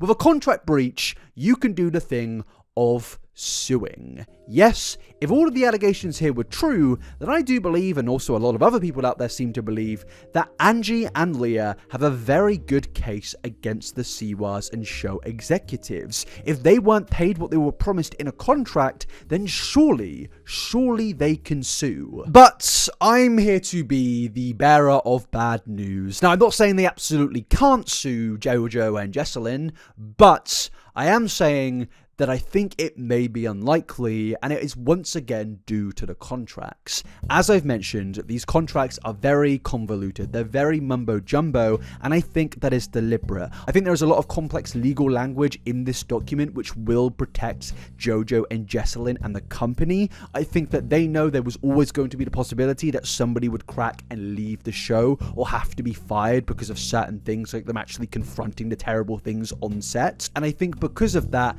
there is definitely language in here which protects them from having to pay thousands upon thousands of dollars to people who aren't even attached to XOMG Pop or Siwa's Dance Revolution anymore. For example, multiple times in this document it says fulfillment of your commitments, which basically means if you do all of these things, you will get paid. And I think because of this language, the lawyers could argue that, hey, they didn't fulfill their commitments. Yes, they were on the show for a while and we did compensate them with the $12,000, but they didn't fulfill the full commitment that the contract set out. They signed this agreement, they signed to do all of these things, and because they were fired, because they left the show, they did not fulfill the contract and therefore do not need to be paid for multiple things. Do I agree with that? No, but I do think that that will be a strong argument that they will try to make if this ever did go to court. Now, I do highly recommend that Angie and Leah try to take this to court, because at the end of the day, I think they will get a lot of support, and I think the community will do their best to speak about that lawsuit if it ever does happen and make sure people know what's going on. Because whilst I can sit here and say, oh, well, there's some strong legal languages that they could use to defend themselves, there are some things in this contract which to me is just absolutely indefensible. I look at it and and think to myself, how would you even get away with this in court? For example, in a final post made about the contract, it basically says that they never received $500 per week for rehearsals, nor money for travel. And as you can see in the contract, it very much states that yes, a flat fee of $500 was to be made for rehearsals. And yeah, if they absolutely did not receive $500 for those rehearsals, then that case in point is a contract breach. The contract was not fulfilled, and ultimately, I keep saying it, and ultimately, the Siwas should pay Leah compensation for all of these rehearsals, but also, in my opinion, compensation for the damages caused by this show onto all of the children. And honestly, a question I asked when doing the research for this video was, why would the Siwas do this? I mean, a few $1,000s really is not much to a multi-millionaire. Why would they not just fire them, pay the money, and just let them go about their day? Because if they paid them, if they gave them compensation, then I don't think that this would have been as big of a situation as it has now become. Yes, there would be the whole thing with mistreatment, but this whole situation isn't just about mistreatment in terms of the physical demands on set. It's to do with the things also behind the scenes that weren't just happening on set. To do with the fact that they had to live in California for 7 months when the contract didn't state that. To do with the fact that they thought they were going to have accommodation and travel paid for, and they weren't. These are very, very big things. This means that the mother has to drag her life, her family's life across the country, change everything just to work for the Siwas and get nothing for it. Of course, the physical demands are a big thing, but surely the Siwas would at least try to cover as many holes as they can, but they didn't, so why is that? Well, I think it's an ego thing. I think Jessalyn and Jojo have been in this Hollywood industry for a very long time, and I think they thought that they could get away with this. I think they thought that they were basically just so, I guess, above it all that this wouldn't have to be fulfilled. They didn't need to abide by the contract. They could do what they wanted, and that's because that happened on Dance Moms. And because of the culture of that show, Jojo adopted that, her mother certainly adopted that, and they try to implement it into newer young stars. I'm not a lawyer, Leah's not a lawyer, Angie's not a lawyer, you're not a lawyer. These things are very hard to understand. Not everybody understands legal language, and it can be easy to use to manipulate people into signing things that they really don't understand. And I think that is what happened here. As I said, we've seen it in the past with Maddie Ziegler, and I think we're seeing history repeat itself right here because of some egotistical, selfish people. But Angie did actually then get on live stream after she made these posts and went into further detail to explain parts of this contract and answer some questions, and we're going to go into that right now. These are their own contracts that they did not go by. These are their own contracts that they really made null and void.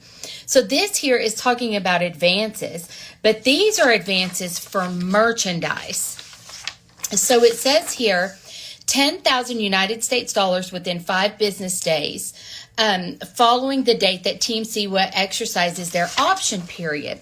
So the girls should have received $10,000 the first year, and then when Jess optioned their contracts, or basically renewed their contracts for the second year, the third year, they should have gotten $10,000 advances per girl.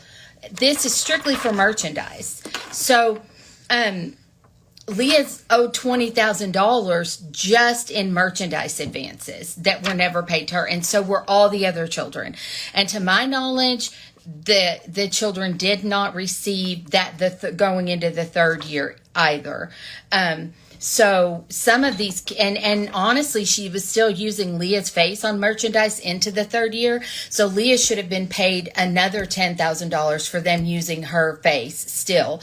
So that's $30,000 just in merchandise advances, which is an advance on your payment, which she did not get. Now, ladies and gentlemen, obviously this is quite a wild amount of money not being paid here. And again, it does ask the question of how did the Siwas think they would get away with this? But again, I just think this was a whole big ego thing. I think that they thought they were at a point in the industry of where they didn't need to care anymore. I mean, so many contracts in Hollywood probably do just get disregarded out of, getting as much money out of people, getting as much work out of people, unpaid work in some cases. I mean, if you thought the $30,000 aspect of this was bad, well, it turns out that it wasn't just $30,000 that was owed. That wasn't the true extent of it. No, it was actually more than double that. In connection with your delivery to Team Siwa of the masters constituting the album and fulfillment of your recording commitment for the first album contract period, Team Siwa will pay you in advance in the amount of $50,000, except if you are the winner, such advance shall be $75,000. Says it right here. So the children were considered winners because they made the group, right, from the TV show. So it says right here, not a $10,000 for the album. It says $75,000 for the album. She got $44,250. But I do want to make it clear they did put $1,500 into her Coogan account. But I'm glad you received $1,500 instead of $75,000. And of course, she also said $4,000 something. So basically, she got paid like $70,000 less than she actually should have. And obviously, that is a breach of contract, and once again makes me think that this should go to a courtroom. A lot of people in the comment sections were saying you need to go to court about this. If this is a legitimate thing, this is a breach of contract. But again, it's not as easy as that. It's not as easy to just go to court and take on a bunch of millionaires who are backed by a billionaire corporation. Obviously, that's a very, very scary premise, and I don't really blame the mothers if they don't go to court about this, because a court case is a very stressful and long thing, and just because you have a very valid case, it doesn't necessarily mean that you're going to win it. Look at the contract. It was created by some top-class lawyers from Hollywood who know what they're doing, and they know if these contracts are breached by their client, they will do everything they can to protect their client because they know this contract back to front. How many times in Hollywood have you seen a situation where somebody has a very valid argument, but they get nothing from their court case because of just a good lawyer is up against them? And I think that fear could easily come into Angie and Leah and possibly the other mothers, not just here, but also possibly in Dance Moms in the future. Because when it comes to these shows, I think that there is a lot of possible lawsuits that could happen for negligence, for breach of contracts, for so many things. But will that ever happen? I don't know. I can understand it's a very scary premise. But if there's one very obvious thing that we can take from that clip, is that Jojo and Jessalyn simply don't care about other people other than themselves and their bank accounts. Because just think about the amount of money that was promised here. When you're promised money, you do go and do things which you're kind of investing for the future. You'll pay for something out of the interest that you are getting money in the future. You know, if you pay for that bill with your credit card, your employer is going to pay you in 5 days, so it's all going to be okay and your credit rating is going to be fine. But in this situation, they couldn't do that. Now, they possibly did because, you're signing a contract with a millionaire, a very well-known millionaire who has attachment to billion-dollar companies, so you think to yourselves, I'm going to get paid, but they didn't. And Jojo and Jessalyn knew that, and they do not care. And when I say don't care, I don't mean about not getting paid. I mean about they don't care about the fact that these parents are paying thousands to move across the country to live in California, thousands for accommodation. They're buying air mattresses. They don't care about that. They don't care that people are scrubbing toilets and folding t-shirts to just get by. So how did you actually make money within the group? We didn't make money. We did not. The Siwas sold merch. Any money that came from that went to them. The Amazon money, the Walmart money. One day I was sitting in the studio back when Jojo opened her Pride shop, and I was working for Jez for $20 an hour, and I was sitting there folding t-shirts, packing orders or whatever of Jojo's merch, and Jojo came in, and I heard Jez tell Jojo, hey, the XOMG Pop money came in. I put it in my account, but I can move it to your account. Allegedly. It's not alleged. I heard it if with my own ears. But we can say alleged, but it did happen. And she said, but I can put it in your account as payback or something. And Jojo said, yeah, just put it in my account. Now, to me personally, this is just quite evil. She was allegedly being paid $20 an hour to fold a shirt for somebody that came into the room with their daughter, who was also a part of the whole operation, and practically bragged in front of that person that they were getting paid millions. Oh, you want me to transfer those millions into your bank account? Great, I'll do that right now. $20 to scrub that toilet. It sounds like some supervillain stuff. Like, seriously, if I came into a YouTube video, say none of this actually was documented, there weren't articles out there, I just was told things behind the scenes, there was no actual big uproar right now, and I said this stuff, you would say to me, that can't be true. There's no way that these things happened. And honestly, part of me still sits here and thinks, surely that can't be true. But based on what we have seen, based on the connections that we have made from this story to the Dance Mum story, to so many girls' stories and hearing about their trauma, I can only personally believe that this is true. And again, it will obviously bring up the question, which we've made about 5 times now, of why did the parents not just leave? Well, Angie does actually go into that further in this stream, and it is far worse than you could have possibly imagined. It pretty much seems that Angie, Leah, and all of the other families on this show were trapped. If we knew we weren't getting paid, why didn't we leave before we got kicked out? Because we were told in a meeting, because one of the moms had tried to leave early. She was really upset, and I'm not going to say who it was, but she had tried to leave, and a year into the group, I believe, it was in September, the 2nd September, she had tried to leave and said she didn't know if she was coming back. She was on a plane to fly home, and we had to all go to this meeting. And Jessalyn told us that if we ever tried to leave the group, that we better be ready to pay her $175,000, and we better have a good lawyer. So basically, we were stuck. Yeah, and we couldn't. You didn't leave. have a choice, because again, they didn't abide by the contracts, but we were expected to abide by the contracts, and they're the ones with the money.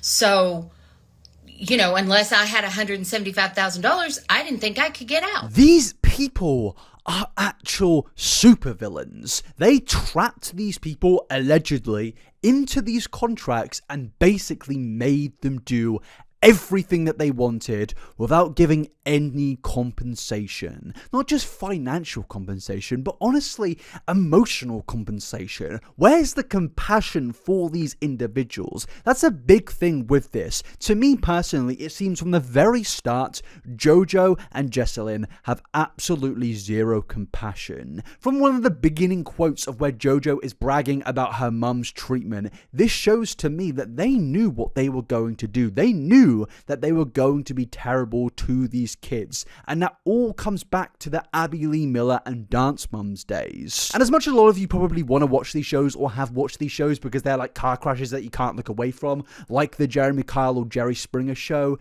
that doesn't make it right. It seems to me that there are a lot of weird individuals out there that will do anything to defend their favorite shows. But just, if you are one of these people that actually enjoys watching these shows, take a seat, sit back, and just think about what you are watching. People who aren't being paid are basically trapped in contracts, dancing and working for hours upon hours every single day, to the point of where these children can barely even breathe and have to go outside to gasp for air. That is what you are watching for a little bit of entertainment. It's not normal, it's not right, but this whole thing has been normalized by people like Abby, Jojo, and Jessalyn. And that kind of does bring us towards the ending of the whole contract part of this, and you think to yourself, with all of this, with all of the allegations and things that we have gone through today, not just with the stuff of recent, but the stuff in the past, surely, with all of this coming up, because it is coming back up, a lot of people right now are speaking about Jojo Siwa. They're speaking about the mistreatment, the horrible things that she has done, and you would think because of this, she would respond. Well, she has responded. She actually has, in a way, responded. Did she, deny the allegations? Of course not. Did she, say sorry? Of course not. Did she even speak about the allegations? Of course not. Instead, the only actual time that Jojo has responded to anything that we've spoken about today is when in March of 2024, she decided to once again attack an ex-Dance Mum star. Basically, despite everything of the last few months, Jojo is still on the defensive. In March of 2024, Jojo 20 seemed to call out the Zieglers for not being a part of the Dance Mums reunion events. Yes, the same Zieglers that regularly speak about the trauma that came to them because of Dance Mums. We would not be here without Dance Mums. It was literally the stepping stone into who we are today, Verta says to the group, which is another member of Dance Mums. Siwa seemed to take a bit of a more direct jab at Maddie because, she can't just sit back and say nothing with all the controversy. She's got to double down. Siwa went on to say, them not being here, i.e. Maddie Ziegler, is kind of like, let me erase my past, pretend it never happened, shove it down the drain, when it's like, that's why you are who you are. And yes, you don't need a genius to come along and analyze this and go through the context of the things that we've gone through today to really understand that that is a despicable and disgusting response to Maddie Ziegler and everything that she has said about Dance Mums. And you can't even plead ignorance here. Jojo can't pretend that she doesn't hear about all the things that Maddie has said, because we have seen Jojo in the past defend Dance Mums and defend people who were criticized on Dance Mums. So this to me just says that Jojo Siwa is enabling everything that took place on Dance Mums, and in my opinion, honestly, just agrees with the treatment, and that's why we are seeing the things today. This person doesn't care. She just wants to make money, build more powerful connections. Jojo Siwa is just another Hollywood bully. But what makes this even weirder and slightly more interesting is that Jojo, yes, she responded there, but she's also been responding in another way recently. Because amidst all of the serious allegations and serious conversations around Jojo, she's been acting a bit weird. She's been doing things a little bit different. She's been a little bit sus.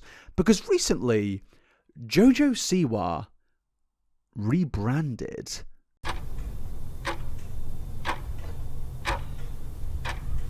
Now, as somebody that regularly speaks about influencers, I cover a range of topics on this channel. I come across a lot of situations, and situations on the internet when it comes to influencers are usually handled differently by case.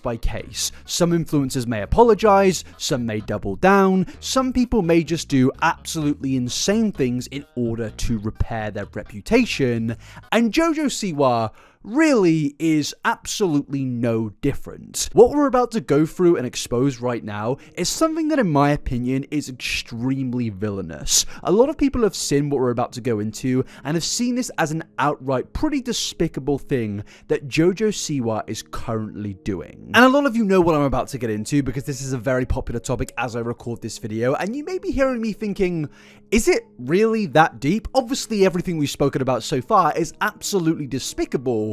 But when it comes to a rebrand, what actually is the problem here? Well, let's actually firstly get into this rebrand and explore this. So yes, currently right now, over the last few months of recording this video, Jojo has received a large amount of media coverage because of her apparent rebrand. Jojo Siwa is now in an adult phase. She's no longer a child star. She is different. She is not the person that she once was. And this is one of the most interesting things, and honestly one of the most coincidental things that I have seen in a very, very long time. And the good thing about this rebrand is that it is completely documented by Jojo herself, because the main social media that Jojo is active on in 2024 is TikTok. Basically every single day, Jojo will post a TikTok, whether it's relevant to this video or just relevant to Jojo's own social media career. She is very active on this platform and very, very popular. And with the documentation of her rebrand, it took place between February and March 2024, and it came basically with a bunch of cryptic, weird posts that Jojo started making in February, of where she was just saying things that confused a lot of people. People really didn't know what was going on, because at this time, they saw, as in Jojo's fans saw Jojo as this wholesome, fun, little person who does child friendly things. You know, Jojo Siwa to these people is somebody who's sweet and innocent and, you know, went through the trials and tribulations of Dance Mums and is now a stronger and more successful person. But we know there is a much more sinister thing behind that. But yes, some of these posts including Jojo crying, some included posts of black and white cryptic images with the caption, "I should have known better," putting up warnings and saying that she is the only person that knows about these warnings and everybody else doesn't know. And of course, at the time of these posts being made, it was very, very confusing because this was at the midst of all of the allegations that we have gone through today. So obviously a lot of people started to ask the question of what is going on here. Was Jojo apologizing? Was she possibly collaborating with Colleen Ballinger again? Well, ladies and gentlemen, let's go through all of this like we're ignorant to everything that we've actually discussed today and just pretend that we're looking at this from a viewpoint of knowing absolutely nothing. And that starts off on February the 29th, 2024, 1 month after my birthday. So if you're going to be nice, go down to the comment section right now and say happy birthday. But yeah, let's actually get into this TikTok of where Jojo speaks about the biggest meeting of her life.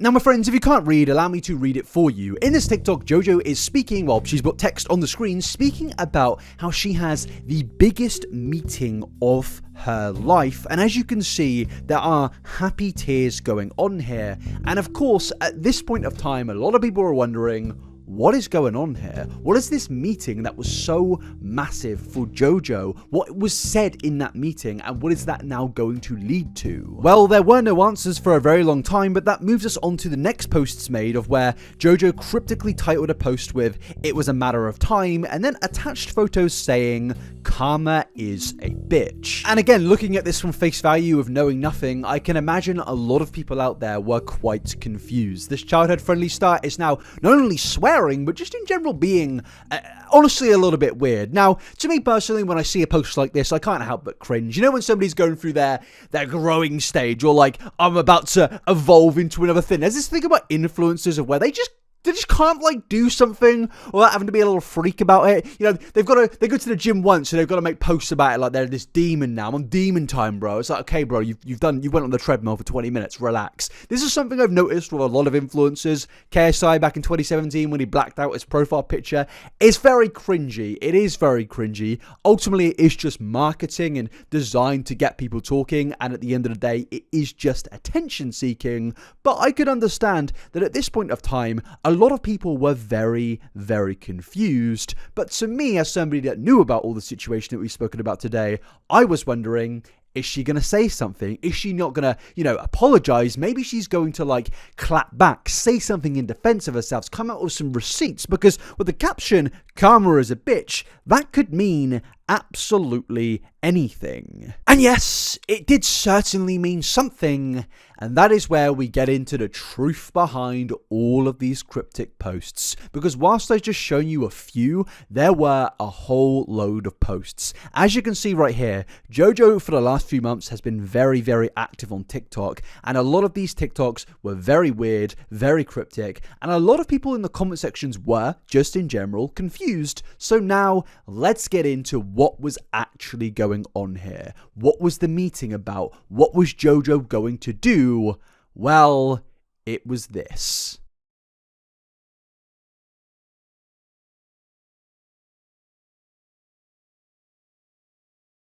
So yes, this was of course all about a rebrand, and I know that you already know that because I've said that to you already, but from the context of not knowing what was going on there in February 2024, you know, I'm getting way too old. It is all the way through the year, and I'm starting to lose my mind. It is over 25% through 2024 at the time of recording this. You might be watching this in 6 months, and it's getting close to Christmas at that point, so maybe go comment Merry Christmas down below, just do it anyway. But yes, this whole entire thing was a complete and utter rebrand. And it takes us back to that meeting earlier that Jojo spoke about. What was actually going on in that meeting? Well, I think from the context that we now see here of Jojo speaking about how she's no longer going to be a child star, it could be something to be yet again with contracts. The contract that Jojo may have possibly been under for the last few years, or even possibly for her entire childhood. Now, of course, I am just speculating here. I don't know whether if Jojo is under or was under some type of childhood contract,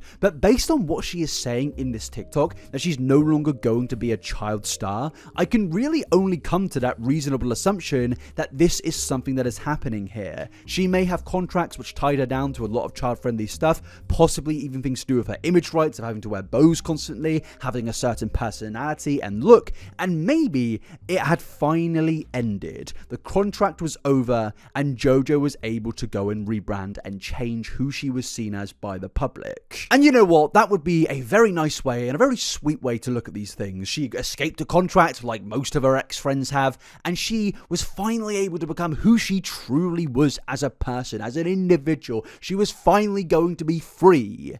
That would be really nice to think of it that way. But sadly, I don't think that's the case.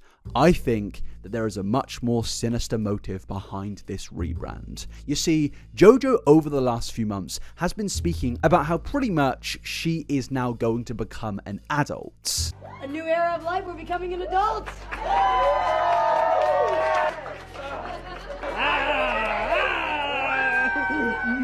How many are gonna pop out today?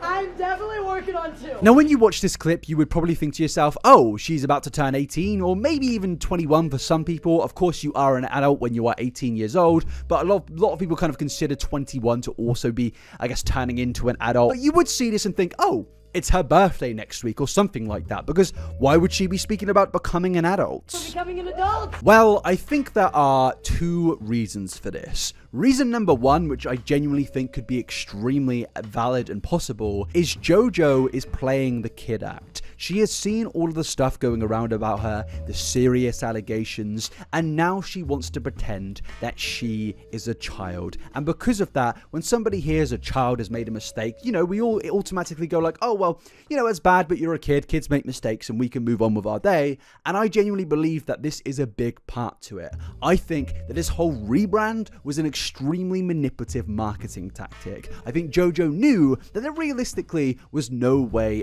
around any of the stuff that we have spoken about today. As we've saw with Leah and her mother, they have come with receipts. There is no way that top media sources will be coming out speaking about this stuff without receiving any receipts whatsoever. There are so many people that have spoken up about the entertainment industry that Jojo is involved in, and so many stories linked together, and I think Jojo knew that she could not get out of this. Yes, of course, this is just my opinion, but this is also coincidental, because she is speaking about no longer being an adult, and this is the kicker.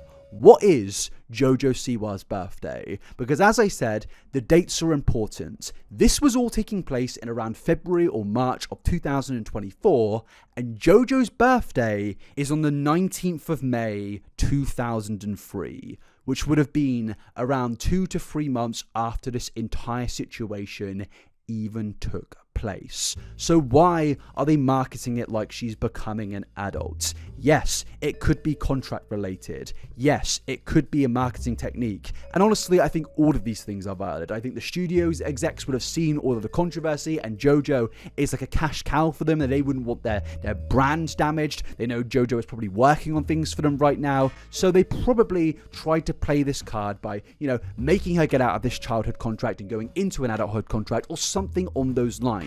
Because why did she have this meeting which suddenly made her become an adult? She already was an adult. Their birthday, their 21st, was not close to this announcement. To me, this is all an extremely manipulative tactic. But then we get on to reason number 2 for why I think she's done that, and I think it's the cringe. Right now, you're seeing people on social media discuss and go through this rebrand. So many people right now are talking about Jojo, and I think Jojo and Jessalyn and all the people that back her absolutely love that. I think that they want people to have a negative reaction because JoJo's rebrand right now is face paint. You know, she has been called a WWE star or something on those lines, and I think that's deliberate because memes and cringe posts, these things flood the algorithms, they flood the feed. And right now, when you search Jojo Siwa's name on Google,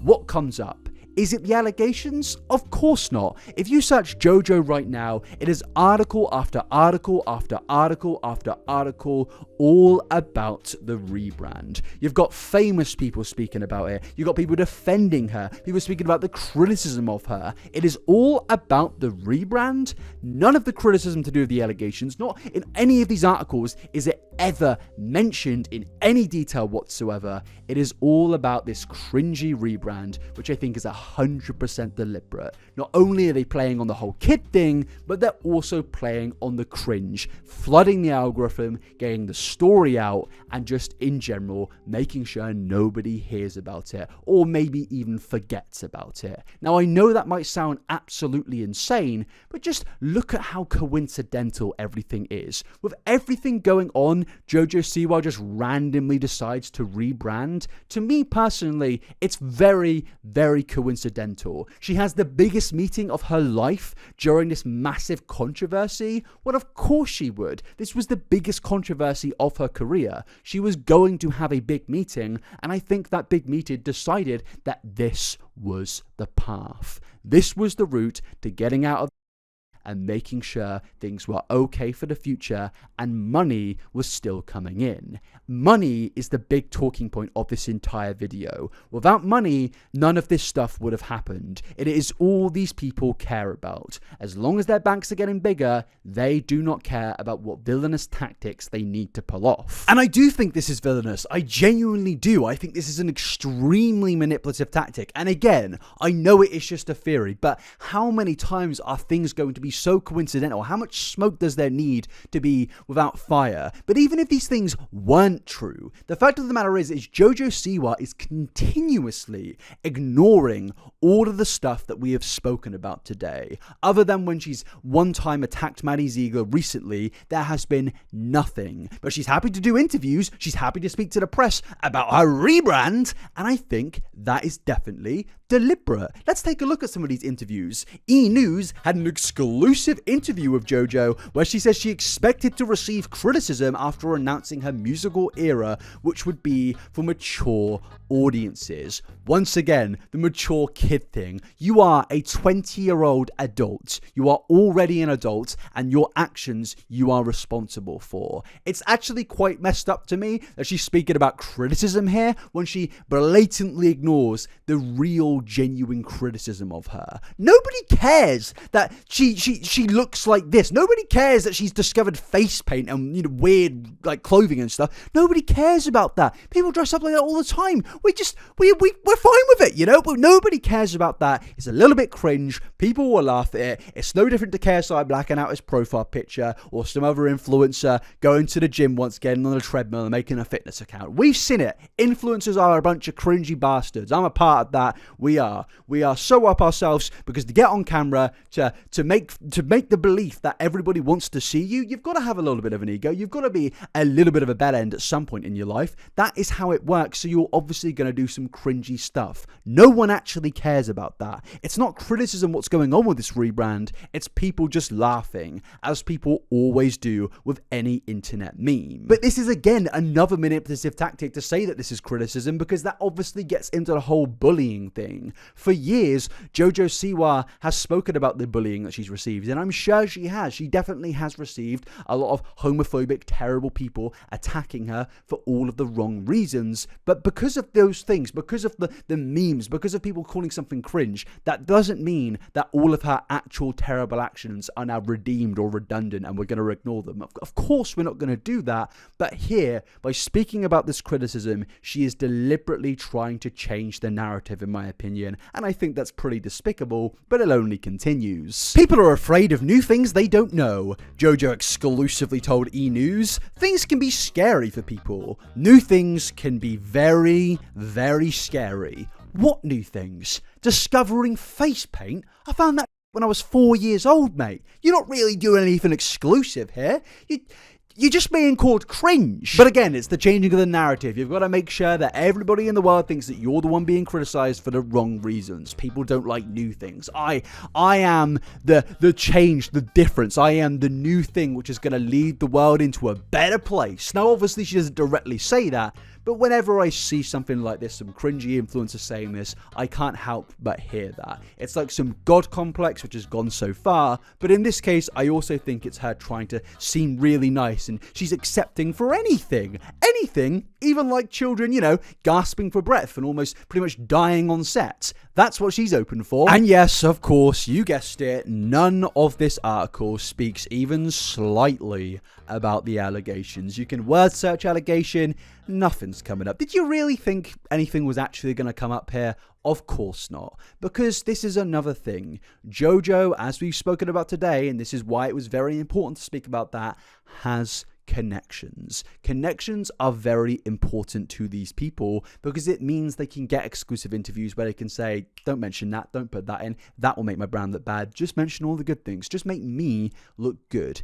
Media stars, Hollywood stars, anybody does it as much as they possibly can. How many times have you seen somebody who is so blatantly horrible, but for some reason, the media just love to give them amazing coverage? Now, I'm not somebody that hates journalists. I think journalists are some of the most integral people to society for getting the truth out there. But sadly, so much of the Hollywood media is controlled by people who have good connections. Because if you can land an exclusive interview with a famous person, you don't need to care about the truth because you've got that exclusive and now you're going to get your money because that's a famous person, people are going to read it, and it's going to go viral. That's all that matters once again. Money. You've got the connections, therefore you've got the money, and therefore you have the power to change the narrative, and that is what these interviews are. That is what this rebrand is. But also a big part of this rebrand, which I'm not really going to go through much because I don't want my ears to bleed. I know Jojo doesn't care about body parts bleeding, but, Jojo has actually started making music. Why have you got to do this, man? Who asked for this? She released a song called Karma, and some of the lyrics in this are just outright hilarious. I'd like to say AI wrote this, but as a computer science student, I really would not want to be...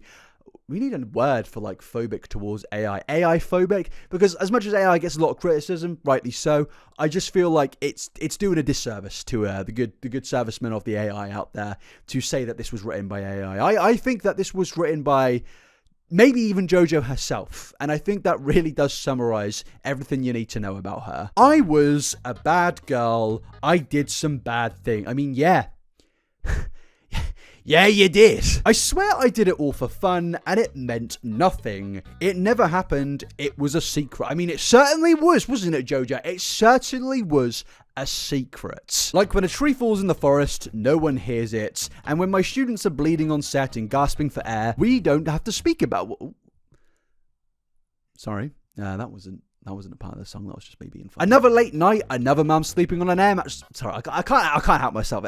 Let's get through these last lines. And I didn't think twice what it would do. You're just setting me up. Of course you didn't think. We know that you didn't think twice. Did you even think once? But yeah, this song, I mean, it goes on to say I was a wild child. You always blew it. It was a matter of time before I blew it. I mean, maybe these lyrics mean something given the context of everything going on and in the things that we've spoken about today. But honestly, I just think this is, again, the cringy influencer thing of being like, I'm so different. I'm a beast. I'm cool. It's like, no, you're just the exact same person you were a day ago. You've put face paint on, and now you're writing some ass song, which is just getting laughed at on the internet. But again, I think this is completely and utterly deliberate. This song, in my opinion, is deliberately cringe because cringe floods the algorithm. And that works for Jojo and Jessalyn because it means the original story gets buried. No one cares about that when there's a cringy meme going on, do they? That's just how the internet works. You can have the most horrific story on planet Earth, but if there's a good meme in it, people won't actually care about the story. And based on everything that we've explored today, because some of you may think that some of the things that we've gone through are pointless to the story or not relevant, but I think it's important to show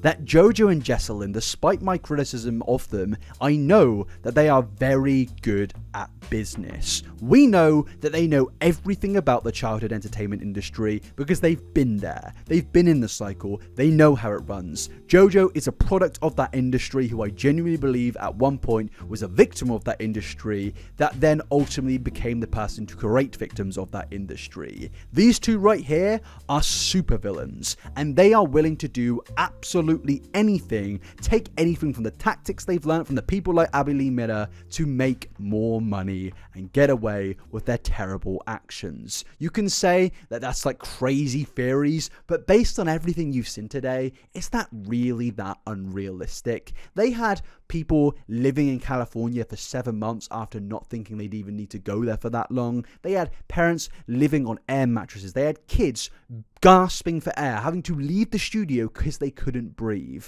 They had somebody bleeding and they told them to put a little pad over it and continue. They had somebody have actual serious surgery and told them to come back during the recovery time to dance. They told these kids on Christmas Day to get up and record some content whilst not giving them barely any money whatsoever, whilst also pocketing millions. Do you seriously believe that this isn't a coincidence? Do you really believe that the biggest meeting in JoJo's life and the biggest rebrand of her life came in the same month as these serious allegations being all a big coincidence? Do you really think that? Do you really think that all three of these things just don't link up whatsoever? I mean, if you do, fair enough. But I'd really like to know why you think that. And in terms of a direct response to everything that we've gone through today, JoJo has basically said absolutely nothing. And I imagine it's because she's letting her lawyers do the talking behind the scenes. And yeah, no justice is going to come from that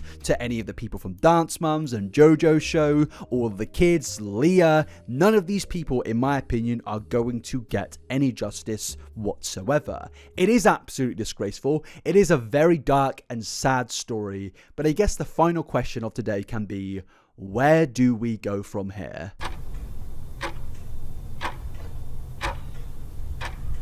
My friends, and even possibly my enemies, congratulations, you've made it to the ending of the video, where we're going to once ask another question of, is this the end of Jojo Siwa?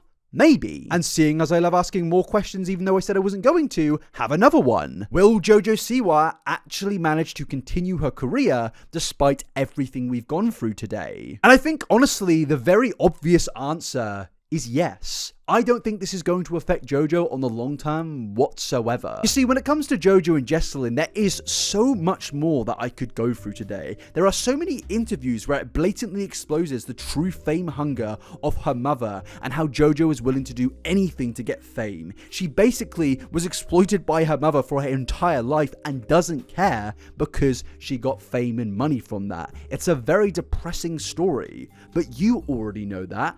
I already know that, and most importantly, the media already know about that. So why would anything change now? You've seen the Dance Mom stuff. That went on for over 10 years. The Dance Mom account is still posting content from the last 10 years of where children are having genuine mental breakdowns, crying, begging for it to stop. And no one cares. People just watch it and laugh because to them, this can't be real. This has to be fake. It has to be some form of fiction, but it's not.